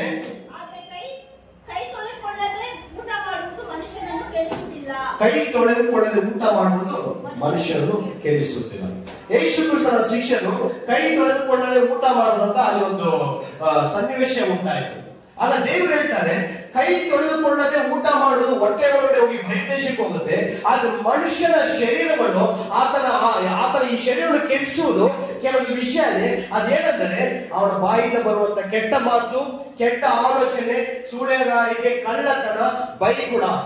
ಬೈತಿರ್ತೀರಲ್ಲ, ಇವಾಗ ನಮ್ಮನ್ನು ಪರಿಶೋಧಿಸ್ಕೊಳ್ಳೋಣ, ದೇವರ ಆತ್ಮನಿದ್ದಾರೆ ಅಂತ ಇಷ್ಟೊತ್ತು ಹೇಳ್ತಿದ್ದಾನೆ. ದೇವರ ನಮ್ಮನ್ನು ನಾವು ಪರಿಶೋಧಿಸುವ ಸಮಯ ಇದೇನಂತ ನಾನು ಹೇಳ್ತಿದ್ದೀನಿ ಅಂದ್ರೆ, ನಮ್ಮನ್ನು ನಾವು ತಿದ್ದಿಕೊಳ್ಳಬೇಕು. ಯಾಕಂದ್ರೆ ನನಗೆ ಕೋಪ ಜಾಸ್ತಿ ಬರ್ತಿದ್ದು, ಕೆಟ್ಟ ಮಾತು ಜಾಸ್ತಿ ಮಾತಾಡ್ತಿದ್ದೆ. ನನ್ನ ಸೇವಕನ ಫುಲ್ ಫಿಟ್ ಮೇಲೆ ನಿಂತ್ಕೊಂಡು ಹೇಳ್ತಿದ್ದೀನಿ ನೋಡಿ. ಸುಮ್ಮನೆ ನೋಡ್ತಾ ಇದ್ರು ಬಂದು ಕೆಟ್ಟ ಮಾತು ಕರೆದಿ ಬಂದು ಹೊಡಿತಿದ್ದೆ 15 ವರ್ಷಗಳ ಹಿಂದೆ. ಆ ರೀತಿಯಾಗಿದ್ದವನು ದೇವರ ನಾಮವನ್ನು ಸ್ತೋತ್ರ ಮಾಡುವಂತೆ ಮಾಡಿ. ವಾಕ್ಯ ಬರೆದುಕೊಂಡಿದೆ ಯಾಕೋಬ ಬರೆದ ಪತ್ರಿಕೆಯಲ್ಲಿ, ಮನುಷ್ಯರ ಹೋಳಿಗೆ ಸರಿಯಾದ, ದೇವರ ಹೋಳಿಗೆಗೆ ಸರಿಯಾದ ಮನುಷ್ಯರನ್ನು ಶಪಿಸಬಾರದು ಅಂತ ವಾಕ್ಯ. ಅದೇ ಬಾಯಲ್ಲಿ ಸ್ತೋತ್ರವು ಶಾಪವು ಬರಬಾರದು. ಅಂದ್ರೆ ನಾವು ಸ್ತೋತ್ರ ಹೇಳ್ತೀವಿ, ಪ್ರಾರ್ಥನೆ ಮಾಡ್ತೀವಿ, ಎಲ್ಲ ಮಾಡ್ತೀವಿ, ಈ ಬಾಯಿ ಶುದ್ಧವಾಗಿರ್ಬೇಕು. ಯಾಕಂದ್ರೆ ಒಳಗಡೆಯಿಂದ ಬರುವಂತ ಮಾತು ನನ್ನನ್ನು ಕೆಡಿಸುವಂತದ್ದಾಗಿದೆ. ಚಿಕ್ಕ ಚಿಕ್ಕ ವಿಷಯನೇ. ಇನ್ನೊಂದು ವಿಷಯ ವಾಕ್ಯ ಹೇಳ್ಬಿಟ್ಟಿದೆ, ತನ್ನ ಸಹೋದರನನ್ನು ಚೀ ನೀಚ ಎಂದು ಹೇಳುವವನು ಮರಣಕ್ಕೆ ಪಾತ್ರನಾಗಿದ್ದಾನೆ ಅಂತ. ಕರೆಕ್ಟಾ? ಚೀ ನೀಚ ಅಂತ ಹೇಳ್ಬೋದು, ಬೇರೆ ಏನಿಲ್ಲ, ಚೀ ನೀಚ ಅಂತ. ಅಂದ್ರೆ ಯಾವ ಮಾತು ಬಾಯಿಂದ ಹೊರಡಿದೆ ದೇವರನ್ನು ಗಾಢಪಡಿಸುವರಾಗಿದೆ. ದೇವರ ಆತ್ಮನ ಹೊರಗಡೆ ಬರಬೇಕಾಗಿದೆ. ದೇವರ ಆತ್ಮನ ಮೇಲೆ ನಾನು ದಾಹ ಉಳ್ಳವನಾಗಿದ್ರೆ, ದೇವರಿಗಾಗಿ ನಾನು ಜೀವಿಸಬೇಕಂತ ಒಪ್ಪಿಸಿಕೊಡೋದಾದ್ರೆ ನಾನು ದೇವರ ಪರಿಶುದ್ಧರಾಗಿ ಜೀವಿಸಲೇಬೇಕು.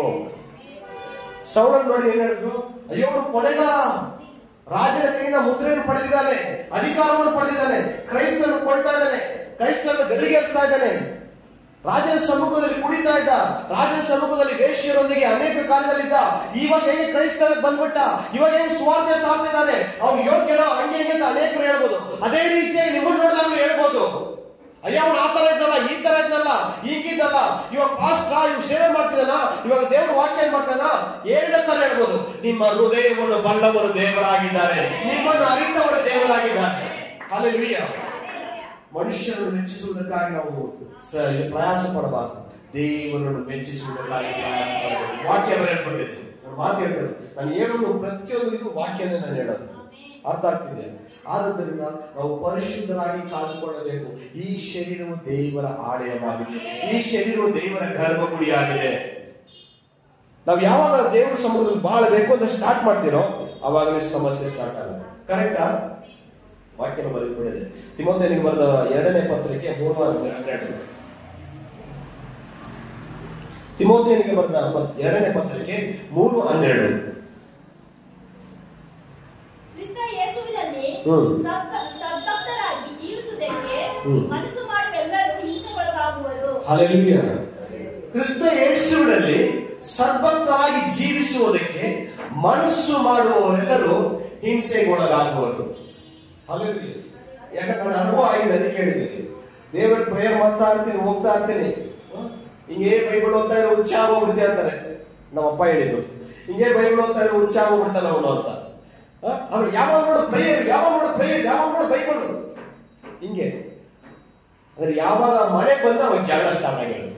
ಮಕ್ಳು ಹೊಡಿತಾ ಇರ್ತಾರೆ, ಇಲ್ಲಿ ನೋಡಿದ್ರೆ ಅಲ್ಲಿಗೆ ಇಷ್ಟ ಇರ್ತಾರೆ, ಒಂಥರ ತಲೆನೇ ಕಿತ್ಕೊಳ್ಳೋ ತರ ಆಗಿರುತ್ತೆ. ಕೆಲ್ಸಕ್ಕೆ ಹೋಗ್ತೀನಿ, ಕೆಲಸ ಬಾಸ್ ಸ್ಟಾರ್ಟ್ ಮಾಡಿರ್ತಾರೆ. ಅಲ್ಲಿ ಇದು ಆಫೀಸಲ್ಲಿ ಬಿಟ್ಟು ಹೊರಗಡೆ ಹೋಗಿರ್ತೀನಿ, ಅಲ್ಲಿ ಕಸ್ಟಮರ್ ಸ್ಟಾರ್ಟ್ ಮಾಡಿರ್ತಾರೆ. ಎಲ್ಲ ಕಡೆನೂ ಟೆನ್ಷನ್ ಡಿಪ್ರೆಷನ್ ಹೋಗ್ಬಿಟ್ಟು ಲಾಸ್ಟ್ ನಮ್ಗೆ ಮೀರಕ್ ಬಾಯಿ ತಡೆಗಾಗದೆ ನಾವು ಬೈದ್ಬಿಡ್ತೀರವ್ರು. ಆ ರೇಂಜ್ ಹೋಗ್ಬಿಡ್ತಿತ್ತು. ಯಾವಾಗ ನಾನು ದೇವರಿಗೆ ಜೀವಿಸಬೇಕು ಅಂತ ಮನಸ್ಸು ಮಾಡಿದಾಗ, ದೇವರಿಗಾಗಿ ಬದುಕಬೇಕಂತ ಮನಸ್ಸು ಮಾಡಿದಾಗ ನಮ್ಗೆ ಕಾಯ್ತಾ ಇರುತ್ತೆ. ಶೋಧಕರು ಬಂದ್ಬಿಡ್ತಾರೆ, ಓ ಇವ್ರನ್ನ ಬಿಟ್ಬಿಟ್ರೆ ಇವ್ರ ಮುಖಾಂತರ ಒಂದು ದೊಡ್ಡ ಸೇನೆ ಎದ್ಬಿಡುತ್ತೆ, ಇವ್ರ ಮುಖಾಂತರ ಏನೋ ಒಂದು ಮಾಡ್ತಾರೆ ದೇವ್ರು. ದೇವ್ರ ಹಾಕೊಂಡು ಇವ್ರು ಒಳಗಡೆ ಬಂದ್ಬಿಟ್ರೆ ಅವ್ರ ಕುಟುಂಬ, ಅವ್ರ ಮನೆ ಪಕ್ಕ ಅಕ್ಕ ತಂಗಿರು ಎಲ್ಲರೂ ದೇವರ ರಾಜ್ಯಕ್ಕೆ ಬಂದ್ಬಿಡ್ತಾರಂತ ಸೈತಾನ ಕಾಯ್ತಾ ಇರ್ತಾನೆ. ಅದಕ್ಕೆ ಹೇಳಿದ್ದು, ಕಲ್ಲನ್ನು ಕದ್ದುಕೊಳ್ಳುವುದಕ್ಕೂ ಕೊಯ್ಯುವುದಕ್ಕೂ ಹಾಳು ಮಾಡುವುದಕ್ಕೂ ಬರ್ತಾನೆ ಹೊರತು ಮಾತ್ಯಾವುದಕ್ಕೂ ಬರೋದಿಲ್ಲ. ಆ ಟೈಮ್ಗೆ ಬರ್ತಾನೆ. ಕೆಲವು ಅನ್ಕೊಂಡು ನನ್ನೇನು ಮುಟ್ಟೋದಿಲ್ಲ, ಅಂದ್ರೆ ನೀವು ದೇವರ ಸಮುದ್ರ ಮನಸ್ಸು ಮಾಡಿಲ್ಲ, ನಾನು ಮುಟ್ಟಿಲ್ಲ, ನಾನು ಚೆನ್ನಾಗಿದ್ದೀನಿ ಅಂದ್ರೆ ದೇವ್ರ ಸಮುದ್ರ ಮನಸ್ಸು ಮಾಡಿಲ್ಲ. ಫಸ್ಟ್ ದೇವ್ರ ರಾಜ್ಯಕ್ಕಾಗಿ ಓಡ್ತೀನಿ ಅಂತ ಮನಸ್ಸು ಮಾಡಿ ನೋಡಿ, ನಿಮ್ಗೆ ಸಮಸ್ಯೆ ಸ್ಟಾರ್ಟ್ ಆಗುತ್ತೆ. ಆ ಸಮಸ್ಯೆಯಲ್ಲಿ ನೀವು ಬೀಳೋದಿಲ್ಲ, ಬರ್ದಿಟ್ಕೊಳ್ಳಿ. ಆ ಸಮಸ್ಯೆಯಲ್ಲಿ ನೀವು ಬೀಳೋದಿಲ್ಲ, ನೀವು ಅವಮಾನ ಹೊಂದೋದಿಲ್ಲ. ನಿಮ್ಮನ್ನು ಕೈ ಹಿಡಿದು ನಡೆಸುವಾತನೇ ದೇವರಾಗಿರ್ತಾರೆ. ಆತನೇ ಇರ್ತಾರೆ.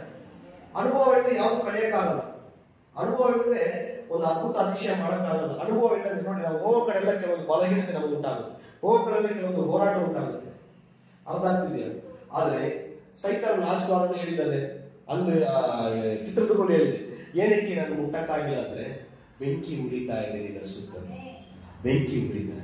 ಇನ್ನೊಂದು ಸಿಸ್ಟರ್ ಪ್ರಾರ್ಥನೆ ಮಾಡಕ್ ಹೇಳ್ತೀವಿ, ಏನಕ್ಕೆ ಅವ್ರು ಹೆಂಗ್ ಮುಟ್ಟಿದೆ, ಅವ್ರೊಳಗಡೆ ಹೆಂಗ್ ಬಂದೆ. ಸೇವಕರು ಸಾಕ್ಷಿ ಇದ್ದಾರೆ, ಮಣಿ ಬ್ರದರ್ ಇದ್ದಾರೆ.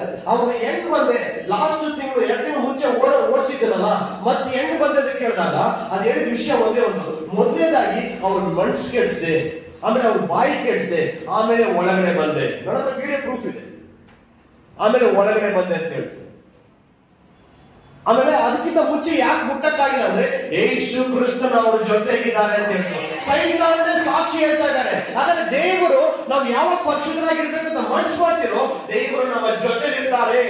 ಯಾರ ಮುಂದೆ ಅವಮಾನ ಹೊಂದಕ್ ಬಿಡಲ್ಲ, ಯಾರ ಮುಂದೆ ಬಿಡಕ್ ಬಿಡಲ್ಲ. ಅನೇಕ ಸಮಯ ಹೋರಾಟ, ಕಣ್ಣೀರು, ಕಷ್ಟಕ್ಕೆ ನಾವು ಬಾಳುವ ಒಂದು ನಮ್ಮ ಜೀವಿತವೇ ಕಾರಣವಾಗಿರುತ್ತೆ. ನಮ್ಮ ಬಾಯಿ, ನಮ್ಮ ಮನಸ್ಸು, ನಮ್ಮ ಹೊರಗಡೆ ಆಲೋಚನೆಯೇ ಕಾರಣವಾಗಿರುತ್ತೆ. ಅರ್ಥ ಆಗ್ತಿದ್ಯಾ? ದೇವರಾತ್ಮ ನಮ್ಮಲ್ಲಿ ಇದ್ದಾರ ಇರುವಂತ ಪರಿಶೋಧಿಸ್ಕೊಂಡು ದೇವರಾತ್ಮ. ಇನ್ನೊಂದು ಬಂದು ಬರೀ ನಿಮಗೆ ಮಾತ್ರ ನಾನು ಹೇಳ್ತಾ ಇಲ್ಲ, ನಿಮಗೆ ಮಾತ್ರ ನಾನು ಹಿಂಗೆ ಚುಚ್ಚಿ ಹೇಳ್ತಾರ. ದೊಡ್ಡ ದೊಡ್ಡ ಸೇವಕರು ಹೋರಾಟ ಇದೆ, ಆದ್ರೆ ಹೋರಾಟ ದಾಟಿ ಬರಬೇಕಂತ ನಾನು ದಾಟಿ ಬಂದಿದ್ದೆ. ಅದಕ್ಕೆ ಹೇಳ್ತಾ ಇದ್ದೆ, ದೊಡ್ಡ ದೊಡ್ಡ ಅಪೊಸ್ತಲನಾಗಿ ಪೌಲನು, ಸೌಲನಾದ ಪೌಲನು, ಆತನ ಒಂದು ವಾಕ್ಯ ಬರೆದಿದ್ದಾನೆ. ತೋರಿದ್ರೆ ರೋಮಾಪುರದಲ್ಲಿ ಬರೆದ ಪತ್ರಿಕೆ 7ನೇ ಅಧ್ಯಾಯ 22-24 ಹೋಗಿದೆ. ರೋಮಾಪುರದವರಿಗೆ ಬರೆದ ಪತ್ರಿಕೆ 7ನೇ ಅಧ್ಯಾಯ 22-24.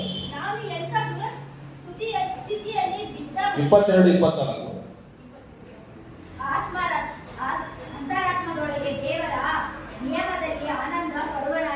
ಅಂತರಾತ್ಮದೊಳಗೆ ದೇವರ ನಿಯಮದಲ್ಲಿ ಆನಂದ ಪಡುವವನಾಗಿದ್ದೇನೆ, ಆದರೆ ನನ್ನ ಅಂಗಗಳಲ್ಲಿ ಬೇರೊಂದು ನಿಯಮ ಉಂಟು ಎಂದು ನೋಡುತ್ತೇನೆ. ಅದು ನನ್ನ ಮನಸ್ಸಿನಲ್ಲಿರುವ ನಿಯಮಕ್ಕೆ ವಿರೋಧವಾಗಿ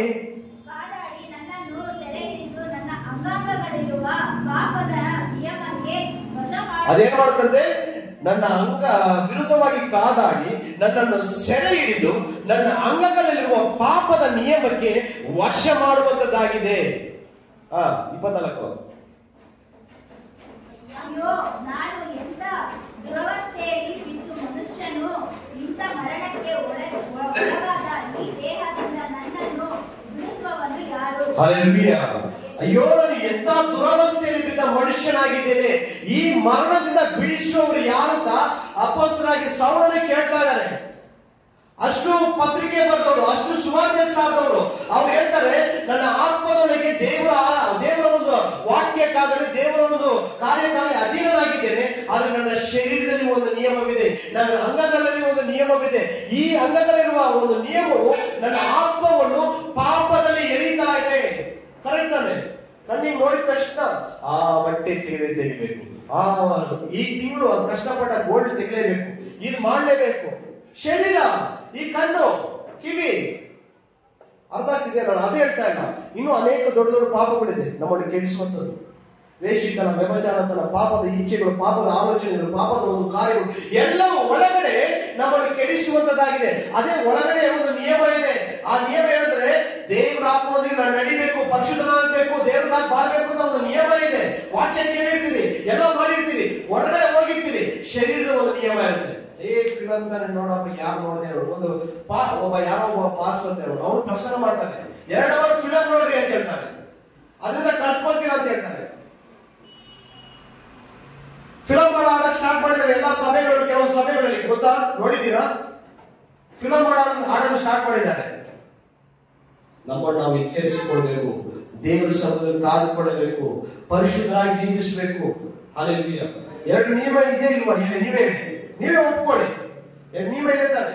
ಒಳಗಡೆ ನಾವು ಅಂತರಂಗದಲ್ಲಿ ದೇವರ ಟ್ರೈ ಮಾಡಿರ್ತೀವಿ, ಆದ್ರೆ ಸೈತಾನ ಶರೀರದ ಮುಖಾಂತರ ವಂಚನೆ ಮಾಡಕ್ಕೆ ಸ್ಟಾರ್ಟ್ ಮಾಡ್ತೀವಿ. ಅದಕ್ಕೆ ಈ ಶರೀರವನ್ನು ಸೌಲಭ್ಯ ಹೇಳ್ತಾನೆ, ಕ್ರಿಸ್ತನೊಂದಿಗೆ ಒಡೆಯಲ್ಪಟ್ಟವನಾಗಿದ್ದೇನೆ, ಇನ್ನು ಜೀವಿಸುವವನು ನಾನಲ್ಲ, ಕ್ರಿಸ್ತನೇ ನನ್ನಲ್ಲಿ ಜೀವಿಸುವವನಾಗಿದ್ದಾನೆ ಅಂತ ವಾಕ್ಯ ಬರೆಯಲ್ಪಟ್ಟಿದೆ. ಆದರೆ ಈ ಶರೀರವು ಕ್ರಿಸ್ತನೊಂದಿಗೆ ಒಡೆಯಲ್ಪಡಬೇಕು, ದೇವರೊಂದಿಗೆ ಒಡೆಯಲ್ಪಡಬೇಕು, ದೇವರಿಗಾಗಿ ಜೀವಿಸುವವನಾಗಿರಬೇಕು.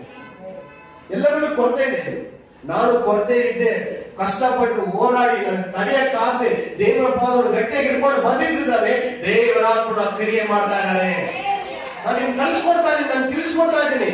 ಯಾಕಂದ್ರೆ ನಾಳೆ ದಿನ ನ್ಯಾಯ ವಿಚಾರಣೆ ತಿಳಿಯೋದು ದೇವರು ನೀನು ನಡೆಸಿದ ರೀತಿಯ ವಿಧವನ್ನು, ವಾಕ್ಯವನ್ನು ಯಾಕೆ ಹೇಳಿಲ್ಲ ಅಂತ ಕೇಳ್ತಾರೆ. ಅನೇಕರು ಹೈಡ್ ಮಾಡ್ತಾರೆ, ಅನೇಕರು ಆಶೀರ್ವಾದ ಇದು ಬಂಡಿ ಕೊಡ್ತಾರೆ. ಇಲ್ಲಿ ಇರೋದು ತಗೊಂಡು ಏನ್ ಮಾಡ್ತೀರಾ? ಸತ್ತು ಆದ್ಮೇಲೆ ಮಂಡಳಿಯೆಲ್ಲ ಬಿಟ್ಬಿಟ್ಟು ಎಲ್ಲ ಹೋಗ್ತೀರಾ. ಆಶೀರ್ವಾದವು ದೇವರಿಂದ ಬರುವ ಒಂದು ಕಾರ್ಯವಾಗಿದೆ. ಅದಕ್ಕಿಂತ ದೊಡ್ಡದು ಆತ್ಮಿಕ ವರ, ಆತ್ಮಿಕ ಫಲಗಳು. ಇಲ್ಲಿ ಕಷ್ಟಪಟ್ಟು ದುಡಿದ್ರೆ ಇನ್ನೊಂದು ಕೋಟಿ ಗಳಿಸ್ಬೋದು ನೀವು. ನಾನು ಆಶೀರ್ವಾದ ಇಲ್ಲ ಅಂತ ಹೇಳ್ತಾರೆ, ಆಶೀರ್ವಾದ ಕೊಡ್ತಾರೆ. ಆದ್ರೆ ಅದಕ್ಕಿಂತ ಹೆಚ್ಚಾದ ವರವನ್ನು ಕೇಳಿರಿ, ಅದಕ್ಕಿಂತ ಹೆಚ್ಚಾದ ಕಾರ್ಯವನ್ನು ಕೇಳಿರಿ ದೇವರ ಬಳಿಗೆ. ನಾನು ಯಾರು ಮುಂಚೆ ಮಾತಾಡ್ತೇನೆ, ದಯವಿಟ್ಟು ದೇವರ ಆತ್ಮ ನನಗೆ ಪ್ರೇರೇಪಿಸಿ ನಾನು ಹೇಳ್ತಾ ಇದ್ದೇನೆ. ನಾನು ಕೊರತೆಲಿದ್ದವನು, ಕೆಟ್ಟ ಮಾತು ಮಾತಾಡ್ತಿದ್ದೆ, ಕೋಪ ಬರ್ತಿದ್ದು, ಜಗಳ ಆಡ್ತಿದ್ದೆ, ಸಮಾಧಾನವೇ ಇಲ್ಲ, ಆ ರೀತಿಯಾಗಿ ಬದುಕ್ತಿದ್ದವನು. ಯಾವಾಗ ದೇವರ ವಾಕ್ಯನೆಲ್ಲ ಓದ್ತಾ ಈ ವಾಕ್ಯ ನನ್ನ ಒಳಗಡೆ ಕ್ರಿಯೆ ಮಾಡಲು ಸ್ಟಾರ್ಟ್ ಆಯ್ತು, ನಾನು ಹಿಂಗೆ ಬದುಕಬೇಕಂತ ನನ್ನ ಚೇಂಜ್ ಆಯ್ತು. ಹಲ್ಲೆಲೂಯಾ. ಅಂದ್ರೆ ಹೋರಾಟ ಇದೆ. ಅದೇ ವಾಕ್ಯದಲ್ಲಿ ಅದೇ ವಾಕ್ಯದಲ್ಲಿ ಯಾವ್ದೊಂದು 25ನೇ ವಾಕ್ಯ ಓದಿ. 7:15 ರೋಮಪುರದವರಿಗೆ ಬಿಡಿಸುವವನು ಇದ್ದಾನೆಂಬುದಕ್ಕಾಗಿ ನಮ್ಮ ಕರ್ತನಾದ ಯೇಸು ಕ್ರಿಸ್ತನ ಮೂಲಕ ದೇವರಿಗೆ ಸ್ತೋತ್ರ ಅಂತ ಬರೆಯುತ್ತಾರೆ. ಇದೇ ಅಲ್ವಾ? ಓದಿ. ನಮ್ಮ ಕರ್ತನಾದ ಯೇಸು ಕ್ರಿಸ್ತನ ಮೂಲಕ ದೇವರಿಗೆ ಸ್ತೋತ್ರ. ಈಗಲಾಗಿ ನನ್ನಷ್ಟಕ್ಕೆ ನಾನೇ ಮನಸ್ಸಿನಿಂದ ದೇವರ ನಿಯಮಕ್ಕೆ ಆರಾಧಿಸಿ. ಅದಲ್ಲ 25. ಅದರಲ್ಲಿ ಬಿಡಿಸುವವನು ಇದ್ದಾನೆಂಬುದಕ್ಕಾಗಿ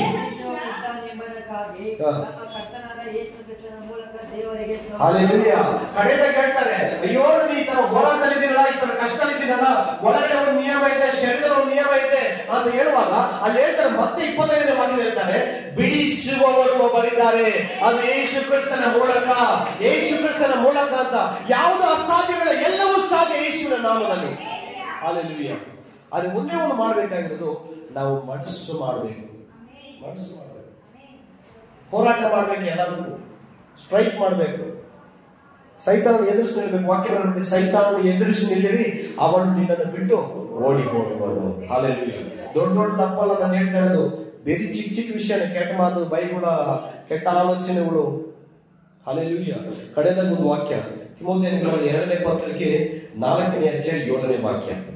ತಿಮೋಥೆಯನಿಗೆ ಬರೆದ 2ನೇ ಪತ್ರಿಕೆ 4ನೇ ಅಧ್ಯಾಯ 7ನೇ ವಾಕ್ಯ. ನನ್ನ ಓಟವನ್ನು ಪರಿಪಾಲಿಸಿದ್ದೇನೆ, ಕ್ರಿಸ್ತನ ನಂಬಿಕೆಯನ್ನು ಕಾಪಾಡಿಕೊಂಡಿದ್ದೇನೆ, ನೀತಿವಂತರಿಗೆ ದೊರಕುವ ಜಯಮಾಲೆಯು ಮುಂದೆ ನನಗೆ ಸಿದ್ಧವಾಗಿದೆ. ಶ್ರೇಷ್ಠ ಹೋರಾಟವನ್ನು ಅಲ್ಲಿ ನೋಡಬೇಕು. ಶ್ರೇಷ್ಠ ಹೋರಾಟವನ್ನು ಮಾಡಿದ್ದೇನೆ. ಶ್ರೇಷ್ಠ ಹೋರಾಟವನ್ನು ಮಾಡಿದ್ದೇನೆ. ನನ್ನ ಓಟವನ್ನು ಕಡೆಗಾಣಿಸಿದ್ದೇನೆ. ನನ್ನ ಓಟವನ್ನು ಕಡೆಗಾಣಿಸಿದ್ದೇನೆ. ಕ್ರಿಸ್ತ ನಂಬಿಕೆಯನ್ನು ಕಾಪಾಡಿಕೊಂಡಿದ್ದೇನೆ. ಕ್ರಿಸ್ತ ನಂಬಿಕೆಯನ್ನು ಕಾಪಾಡಿಕೊಂಡಿದ್ದೇನೆ. ಹಲ್ಲೆಲೂಯಾ. ಆದರೆ ಶ್ರೇಷ್ಠ ಹೋರಾಟವನ್ನು ಮಾಡಿದ್ದೇನೆ.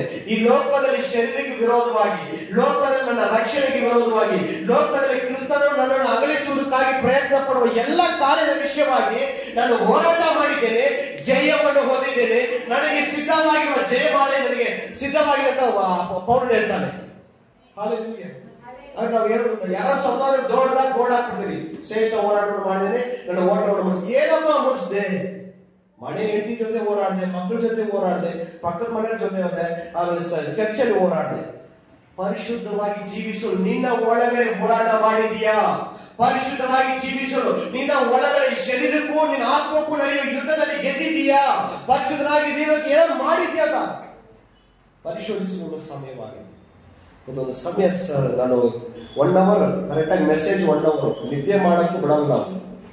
ದೇವ್ರ ವಾಕ್ಯ ಕೇಳಬೇಕು. ಅದೇ ನಿಮ್ಮ ಆತ್ಮಿಕ ರೀತಿಯಲ್ಲಿ ಆಹಾರ, ಅದೇ ಬದಲಾವಣೆ. ಕೇಳೋದು ಮಾತ್ರ ಒಳ್ಳೆದೆ, ದೇವ್ರ ವಾಕ್ಯವನ್ನು ಕೇಳೋದು ಮಾತ್ರ ಒಳ್ಳೆದೆ, ಅದರಂತೆ ನಡೆಯೋರಾಗಿರಬೇಕು. ಯಾಕಂದ್ರೆ ಈ ಸಭೆಯಲ್ಲಿ ನೀವೆಲ್ಲ ನಿಂತು ಆರಾಧನೆ ಮಾಡಬೇಕು, ನೀವೆಲ್ಲ ವಾಕ್ಯ ಹೇಳಬೇಕು, ನೀವೆಲ್ಲ ಒಬ್ಬರಿಗೆ ದಾರಿ ತೋರಿಸ್ಬೇಕು, ನೀವೆಲ್ಲ ದೇವ್ರ ಸುವಾರ್ತೆ ಸಾಕಬೇಕು. ಯೇಸು ಕ್ರಿಸ್ತನು ಹೇಳಿದ್ರೆ ಮತ್ತಾಯ ಸುವಾರ್ತೆ 28ನೇ ಅಧ್ಯಾಯದಲ್ಲಿ, ನೀವು ತಂದೆ ಮಗ ಪರಿಶುದ್ಧಾತ್ಮನ ಹೆಸರಲ್ಲಿ ದೀಕ್ಷಾಸ್ನಾನ ಕೊಡಿರಿ, ನನ್ನ ಶಿಷ್ಯರನ್ನಾಗಿ ಮಾಡಿರಿ. ಹಲ್ಲೆಲೂಯಾ. ಕರೆಕ್ಟ್ ಅಲ್ರಿ? ನೀವೇನು ಮಾಡೋದಿಲ್ಲ, ದೇವ್ರ ವಾಕ್ಯ ಹೇಳಿ, ನಿಮ್ಮ ಸಾಕ್ಷಿ ಹೇಳಿ, ನಿಮ್ಮ ಕುಟುಂಬದ ಪರಿಸ್ಥಿತಿ ಹೇಳಿ. ನಾನು ಕುಡುಕನಾಗಿದ್ದೆ, ಕೆಟ್ಟವನಾಗಿದ್ದೆ, ಈ ರೀತಿಯಾಗಿದ್ದೆ, ದೇವರ ಹತ್ರ ಒಪ್ಪಿಸ್ಕೊಂಡೆ, ದೇವರನ್ನು ಬದಲಾಯಿಸಿದ್ರು, ನನ್ನ ಜೀವನ ಬದಲಾಯಿಸಿ. ನೀವು ಹೇಳಿ ನೋಡಿ, ದೇವರೇ ಅದಕ್ಕೆ ಕ್ರಿಯೆ ಮಾಡೋರಾಗಿರ್ತಾರೆ. ಹಲ್ಲೆಲೂಯಾ. ನಾವೆಲ್ಲ ಮೊಣಕಾಲಾಗಿ ನಾವು ಪ್ರಾರ್ಥನೆ ದೇವರ ಸಂತರ ಒಪ್ಪಿಸಿಕೊಳ್ಳಿ, ನಮ್ಮನ್ನು ನಾವು ಪರಿಶೋಧಿಸಿಕೊಳ್ಳೋಣ. ಕೇಳಿರೋ ವಾಕ್ಯ ಎಲ್ಲ ಜ್ಞಾಪನ ಇದೆಯಾ? ಕೇಳಿರೋ ವಾಕ್ಯ ಎಲ್ಲ ಜ್ಞಾಪನ ಇದೆಯಾ? ಕೆಲವರು ಬೈಯೋರಾಗಿರ್ತೇವೆ, ಕೆಲವರು ಕೆಟ್ಟ ಮಾತು ಮಾತಾಡೋರಾಗಿರ್ತೇವೆ, ಕೆಟ್ಟ ಆಲೋಚನೆ ಉಳ್ಳವರಾಗಿರ್ತೇವೆ, ಕೇಳಲು ಬಯಸುವವರಾಗಿರ್ತೇವೆ, ಕೆಣಕುವವರಾಗಿರ್ತೇವೆ, ಮತ್ಸರ ಉಳ್ಳವರಾಗಿರ್ತೇವೆ, ಪಾಪದಲ್ಲಿ ಶರೀರದ ಅಂಗದಲ್ಲಿ ಜೀವಿಸುವವರಾಗಿರ್ತೇವೆ, ಶರೀರದ ಅಂಗದಲ್ಲಿ ಇರುವ ಪಾಪಕ್ಕೆ ವಶರಾಗಿರ್ತೇವೆ. ಈ ದಿನದಲ್ಲಿ ನಾವು ಒಪ್ಪಿಸಿಕೊಡೋಣ. ಅಪ್ಪ ದೇವರೇ, ನನ್ನ ಒಳಗಡೆ ಬನ್ನಿ, ಪರಿಶುದ್ಧಾತ್ಮನೇ ನನ್ನ ಒಳಗಡೆ ಬನ್ನಿ, ಪರಿಶುದ್ಧಾತ್ಮನೇ ನನಗೆ ಒಳಗಡೆ ಬನ್ನಿ. ಯೇಸಪ್ಪ, ನಾನು ಒಪ್ಪಿಸಿಕೊಡ್ತಾ ನಿನ್ನ ಪಾದಕ್ಕೆ. ಇಷ್ಟು ದಿವಸಗಳ ಕಾಲ ದೇವರೇ, ನನ್ನಲ್ಲಿ ಯಾವುದೋ ಒಂದು ಕೊರತೆ ಇತ್ತು, ಈ ರೀತಿಯಾದ ಪಾಪದಲ್ಲಿದೆ, ಈ ರೀತಿಯಾದ ಒಂದು ಹೋರಾಟದಲ್ಲಿದೆ, ಈ ರೀತಿಯಾದ ಒಂದು ಬದಲಾವಣೆಯಲ್ಲಿದೆ. ಆದ್ರೆ ಇವಾಗ ನಾನು ಒಪ್ಪಿಸಿಕೊಡ್ತಾ ಇದ್ದೇನೆ, ಈಗ ನನ್ನ ಪ್ರಾರಂಭ ಶರೀರವನ್ನು ಒಪ್ಪಿಸಿಕೊಡ್ತಾ ಇದ್ದೇನೆ.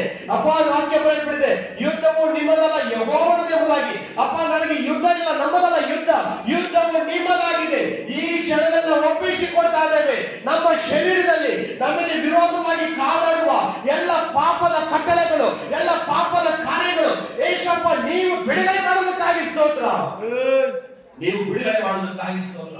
ಇನ್ನು ಮೇಲೆ ದೇವರ ವಾಕ್ಯವನ್ನೇ ಮಾತಾಡ್ತೀನಿ. ಎಲ್ಲರೂ ಬಾಯಿ ತೆಗೆದು ಪ್ರಾರ್ಥನೆ ಮಾಡಿ ಒಪ್ಪಿಸಿಕೊಳ್ಳಿ. ನಿಮ್ಮ ಬಗ್ಗೆ ನಿಮಗೆ ಚೆನ್ನಾಗಿ ತಿಳಿದಿದೆ, ನಿಮ್ಮ ಬಗ್ಗೆ ನೀವು ಚೆನ್ನಾಗಿ ತಿಳಿದಿದ್ದೀರಾ. ನಿಮ್ಮ ಅಂತರಾತ್ಮ ನಿಮಗೆ ಸಾಕ್ಷಿ ಹೇಳುವಂತದ್ದಾಗಿದೆ, ನಿಮ್ಮ ಅಂತರಾತ್ಮ ನಿಮಗೆ ಸಾಕ್ಷಿ ಹೇಳುವಂತದ್ದಾಗಿದೆ. ನಿಮ್ಮನ್ನ ಮನೆಯಲ್ಲಿ ಕೋಪ ಎಬ್ಬಿಸೋ ತರ ಮಾಡಿರ್ಬೋದು, ನಿಮ್ಮನ್ನ ನೋವು ಮಾಡಿರ್ಬೋದು, ನಿಮ್ಮನ್ನ ಏನಾದ್ರು ಮಾಡಿರ್ಬೋದು. ಅದು ಇವತ್ತು ತೀರ್ಮಾನ ಮಾಡ್ಕೊಳ್ಳಿ. ಏಸಪ್ಪ, ನಾನು ನಿನ್ನ ನಾಮವನ್ನು ಮಹಿಮೆ ಪಡಿಸ್ತೇನೆ, ನಿನಗಾಗಿ ನಾನು ಜೀವಿಸ್ತೇನಪ್ಪ. ಈಗ ನನ್ನ ಪ್ರಾಣ ಆತ್ಮ ಶರೀರ ಎರಡು ಪರಿಶುದ್ಧವಾಗಿರುವಂತೆ ನೀನೇ ನನ್ನ ದರ್ಶನವಾಗಿರು, ನೀನೇ ನನ್ನ ಬಲಪಡಿಸಲಾಗಿರು. ಕೆಲವು ಸಮಯ ಕೆಲಸದಲ್ಲಿ ಅನೇಕರು ಕೋಪ ಎಬ್ಬಿಸ್ತಾರೆ, ಅನೇಕರು ನೋವು ಮಾಡ್ತಾರೆ. ಕೆಲವು ಸಮಯ ಮನೆಯಲ್ಲಿ ಗಂಡನ ನಿಮಿತ್ತ, ಹೆಂಡತಿಯ ನಿಮಿತ್ತ, ಮಕ್ಕಳ ನಿಮಿತ್ತ ಯಾವುದೋ ಒಂದು ವಿಚಾರದಲ್ಲಿ ಏನೋ ಒಂದು ನಡೀತಾ ಇದೆ. ನನ್ನನ್ನು ಅಪರಿಶುದ್ಧಪಡಿಸುವ ಎಲ್ಲ ಕಾರ್ಯವು ನೀನೇ ಲಯ ಮಾಡುವವನಾಗಿರುತ್ತದೆ. ಅಪ್ಪ, ಒಪ್ಪಿಸಿಕೊಡ್ತೇನೆ, ಬಲಪಡಿಸು. ಅಪ್ಪ ದೇವರೇ, ವಾಕ್ಯ ಬರೆಯಲ್ಪಟ್ಟಿದೆ, ನನ್ನ ನಾಮದಿಂದ ಏನೇ ಬೇಡಿದರೂ ಹೊಂದಿಕೊಳ್ಳುವರು ಎಂಬುದಾಗಿ. ಯೇಸಪ್ಪ, ನಿನ್ನ ನಾಮದಲ್ಲಿ ಕೇಳ್ತಾ ಇದ್ದೇನೆ, ಬೇಡ್ತಾ ಇದ್ದೇನೆ. ಇವತ್ತು ಒಂದು ಬಿಡುಗಡೆ ನನಗೆ ಬೇಕು. ಇದಕ್ಕೆ ಮೇಲೆ 2025 ನನ್ನ ಜೀವಿತದಲ್ಲಿ ದೊಡ್ಡ ಬೆಳಕು ಉಂಟಾಗಬೇಕು. 2025 ನನ್ನ ಕುಟುಂಬದಲ್ಲಿ ದೊಡ್ಡ ಬದಲಾವಣೆ ಉಂಟಾಗಬೇಕು. 2025 ನಾನು ಹೋಗುವ ಸಭೆಯಲ್ಲಿ ದೊಡ್ಡ ಬದಲಾವಣೆ ಉಂಟಾಗಬೇಕು. 2025 ನನ್ನ ಸಭೆಯಲ್ಲಿ ಸ್ತಂಭವಾಗಿ, ಒಂದು ಸೇವಕನಾಗಿ, ಆರಾಧನೆ ಮಾಡುವವರಾಗಿ, ಸುವಾರ್ತೆ ಸಾರುವವರಾಗಿ ನಿಲ್ಲಬೇಕು. ಪ್ರಾರ್ಥನೆ ಮಾಡಿ. ನೀವು ಏನ್ ಕನ್ಫ್ಯೂಸ್ ಮಾಡ್ತೀರೋ, ನೀವು ದೇವರ ಹತ್ರ ಏನ್ ಕೇಳ್ತಾರೋ ಅದು ನಡೆಯುತ್ತೆ. ನೀವು ಏನ್ ಕನ್ಫ್ಯೂಸ್ ಮಾಡಿ ಒಪ್ಪಿಸಿಕೊಡ್ತೀರೋ ದೇವರು ಮಾಡ್ತಾರೆ. ನೀವು ಏನ್ ಕೇಳ್ತೀರೋ ದೇವ್ರು ಕೊಡ್ತಾರೆ. ವಾಕ್ಯಗಳು ತಟ್ಟಿರಿ ತೆರೆಯಲ್ಪಡ್ತದೆ, ಕೇಳಿರಿ ಕೊಡಲ್ಪಡ್ತದೆ. ನನ್ನ ನಾಮದಿಂದ ಏನೇ ಬೇಡಿದ್ರು ಹೊಂದಿಕೊಳ್ಳಬೇಕು. ಇವತ್ತು ಕೇಳಿ, ದೇವರೇ ನಾನು ಪಾದದಲ್ಲಿ ತಟ್ತಾ ಇದ್ದೀನಿ, ಕೇಳ್ತಾ ಇದ್ದೀನಿ. ಒಂದು ಚಿಕ್ಕ ಮಕ್ಕಳಂತೆ ಅನೇಕ ಸಮಯ ಬಿದ್ದೋಗಿದ್ದೆ. ನನ್ನ ಪರಿಸ್ಥಿತಿ ಈ ರೀತಿಯಾಗಿದೆ. ನಾನು ಮಾಡುವ ಕೆಲಸದಲ್ಲಿ ಈ ರೀತಿಯ ಒಂದು ಹೋರಾಟ ಇದೆ, ಪರಿಸ್ಥಿತಿ ಇದೆ. ಕಣ್ಣೀರಿನ ದುಃಖದಿಂದ ಕೆಲವೊಂದು ಕಾರ್ಯವನ್ನು ನಾನು ಮಾಡ್ತಾ ಇದ್ದೇನೆ. ಆದ್ರೆ ನನ್ನನ್ನು ಬದಲಾಯಿಸಿ ಬಲಪಡಿಸಿ ನಡೆಸುವ ನೀನಾಗಿದೆಯಪ್ಪ. ನನ್ನ ಕೈಗಳನ್ನು ಆಶೀರ್ವದಿಸು, ನನ್ನ ಕೈಗಳನ್ನು ಆಶೀರ್ವದಿಸು ಅಪ್ಪ. ನನ್ನ ನಡೆಯಿಂದ ನುಡಿಯಿಂದ ಎಲ್ಲ ಕಾರ್ಯಗಳಲ್ಲಿ ನಾವು ಮಹಿಮೆ ಪಡುವಂತೆ ನಾನು ಜೀವಿಸಬೇಕಪ್ಪ. ಈಗ ಕ್ರಿಸ್ತನ ಮಗನು ಕ್ರೈಸ್ತರೇ ಮೊದಲಾಗಿ ಹೇಳುವಂತೆ ಪರಿಶುದ್ಧರಾಗಿ ನಾವು ಜೀವಿಸಬೇಕು ತಂದೆ. ಅಪ್ಪ ನಿಮ್ಮ ಆತ್ಮವನ್ನು ನನಗೆ ವಾಸ ಮಾಡಲಿ. ಎಲ್ಲಿ ದೇವರ ಆತ್ಮನಿದ್ದಾನೋ ಅಲ್ಲಿ ಬಿಡುಗಡೆ ಉಂಟು ಎಂಬುದಾಗಿ ವಾಕ್ಯ ಬರೆಯಲ್ಪಟ್ಟಿದೆ. ಎಲ್ಲಿ ದೇವರ ಆತ್ಮನಿದ್ದಾನೋ ಅಲ್ಲಿ ಬಿಡುಗಡೆ ಉಂಟು ಅಂತ ವಾಕ್ಯ ಹೇಳ್ಬಿಟ್ಟಿದೆ. ಯಾವ್ದಾದ್ರು ಹೋರಾಟದಲ್ಲಿದ್ದೀರಾ, ಯಾವ್ದಾದ್ರು ಕಷ್ಟದಲ್ಲಿದ್ದೀರಾ, ಹೇಳಿ ದೇವರೇ ನನಗೆ ಬಿಡುಗಡೆ ಬೇಕು, ಏಸಪ್ಪ ನನಗೆ ಬಿಡುಗಡೆ ಬೇಕು, ಪರಿಶುದ್ಧಾತ್ಮನೇ ನನ್ನ ಮೇಲೆ ಇಳಿದು ಬನ್ನಿ, ಬಿಡುಗಡೆ ಮಾಡಿ, ಬಿಡುಗಡೆ ಮಾಡಿ. ನನ್ನ ಕುಟುಂಬವನ್ನು ಸರಿಪಡಿಸಿ, ನನ್ನ ಮಕ್ಕಳನ್ನು ಸರಿಪಡಿಸಿ, ನನ್ನ ಜೀವನವನ್ನು ಸರಿಪಡಿಸಿ ಯೇಸುವೇ ನಿನ್ನ ಪಾಲಿಗೆ ಒಪ್ಪಿಸಿಕೊಡ್ತಾ ಇದ್ದೇನೆ. ಅನೇಕ ದಿವಸಗಳು ಕಷ್ಟ, ಕಣ್ಣೀರು, ಹೋರಾಟ, ಊಟಕ್ಕಿಲ್ಲದೆ ನೆಮ್ಮದಿ ಇಲ್ಲದೆ ಬದುಕುವವರಾಗಿದ್ದೇನೆ. ಇಷ್ಟು ವರ್ಷಗಳ ಕಾಲ ಎಲ್ಲ ದುಃಖ, ಕಣ್ಣೀರು, ಹೋರಾಟವನ್ನು ಜೀವಿಸುತ್ತಿದ್ದೇನೆ. ಆದ್ರೆ ಈ ವರ್ಷದಿಂದ ದೇವರು ನನಗೆ ಸಮಾಧಾನವನ್ನು ಕೊಡುವವರಾಗಿದೆಯಾ, ದೇವರು ನನಗೆ ಬಿಡುಗಡೆ ಕೊಡುವವರಾಗಿದ್ದೀರಾ, ದೇವರು ನೀವು ನನ್ನ ನಡೆಸೋರಾಗಿದ್ದೀರಾ. ಒಪ್ಪಿಸಿಕೊಳ್ಳಿ, ಪ್ರಾರ್ಥನೆ ಮಾಡಿ.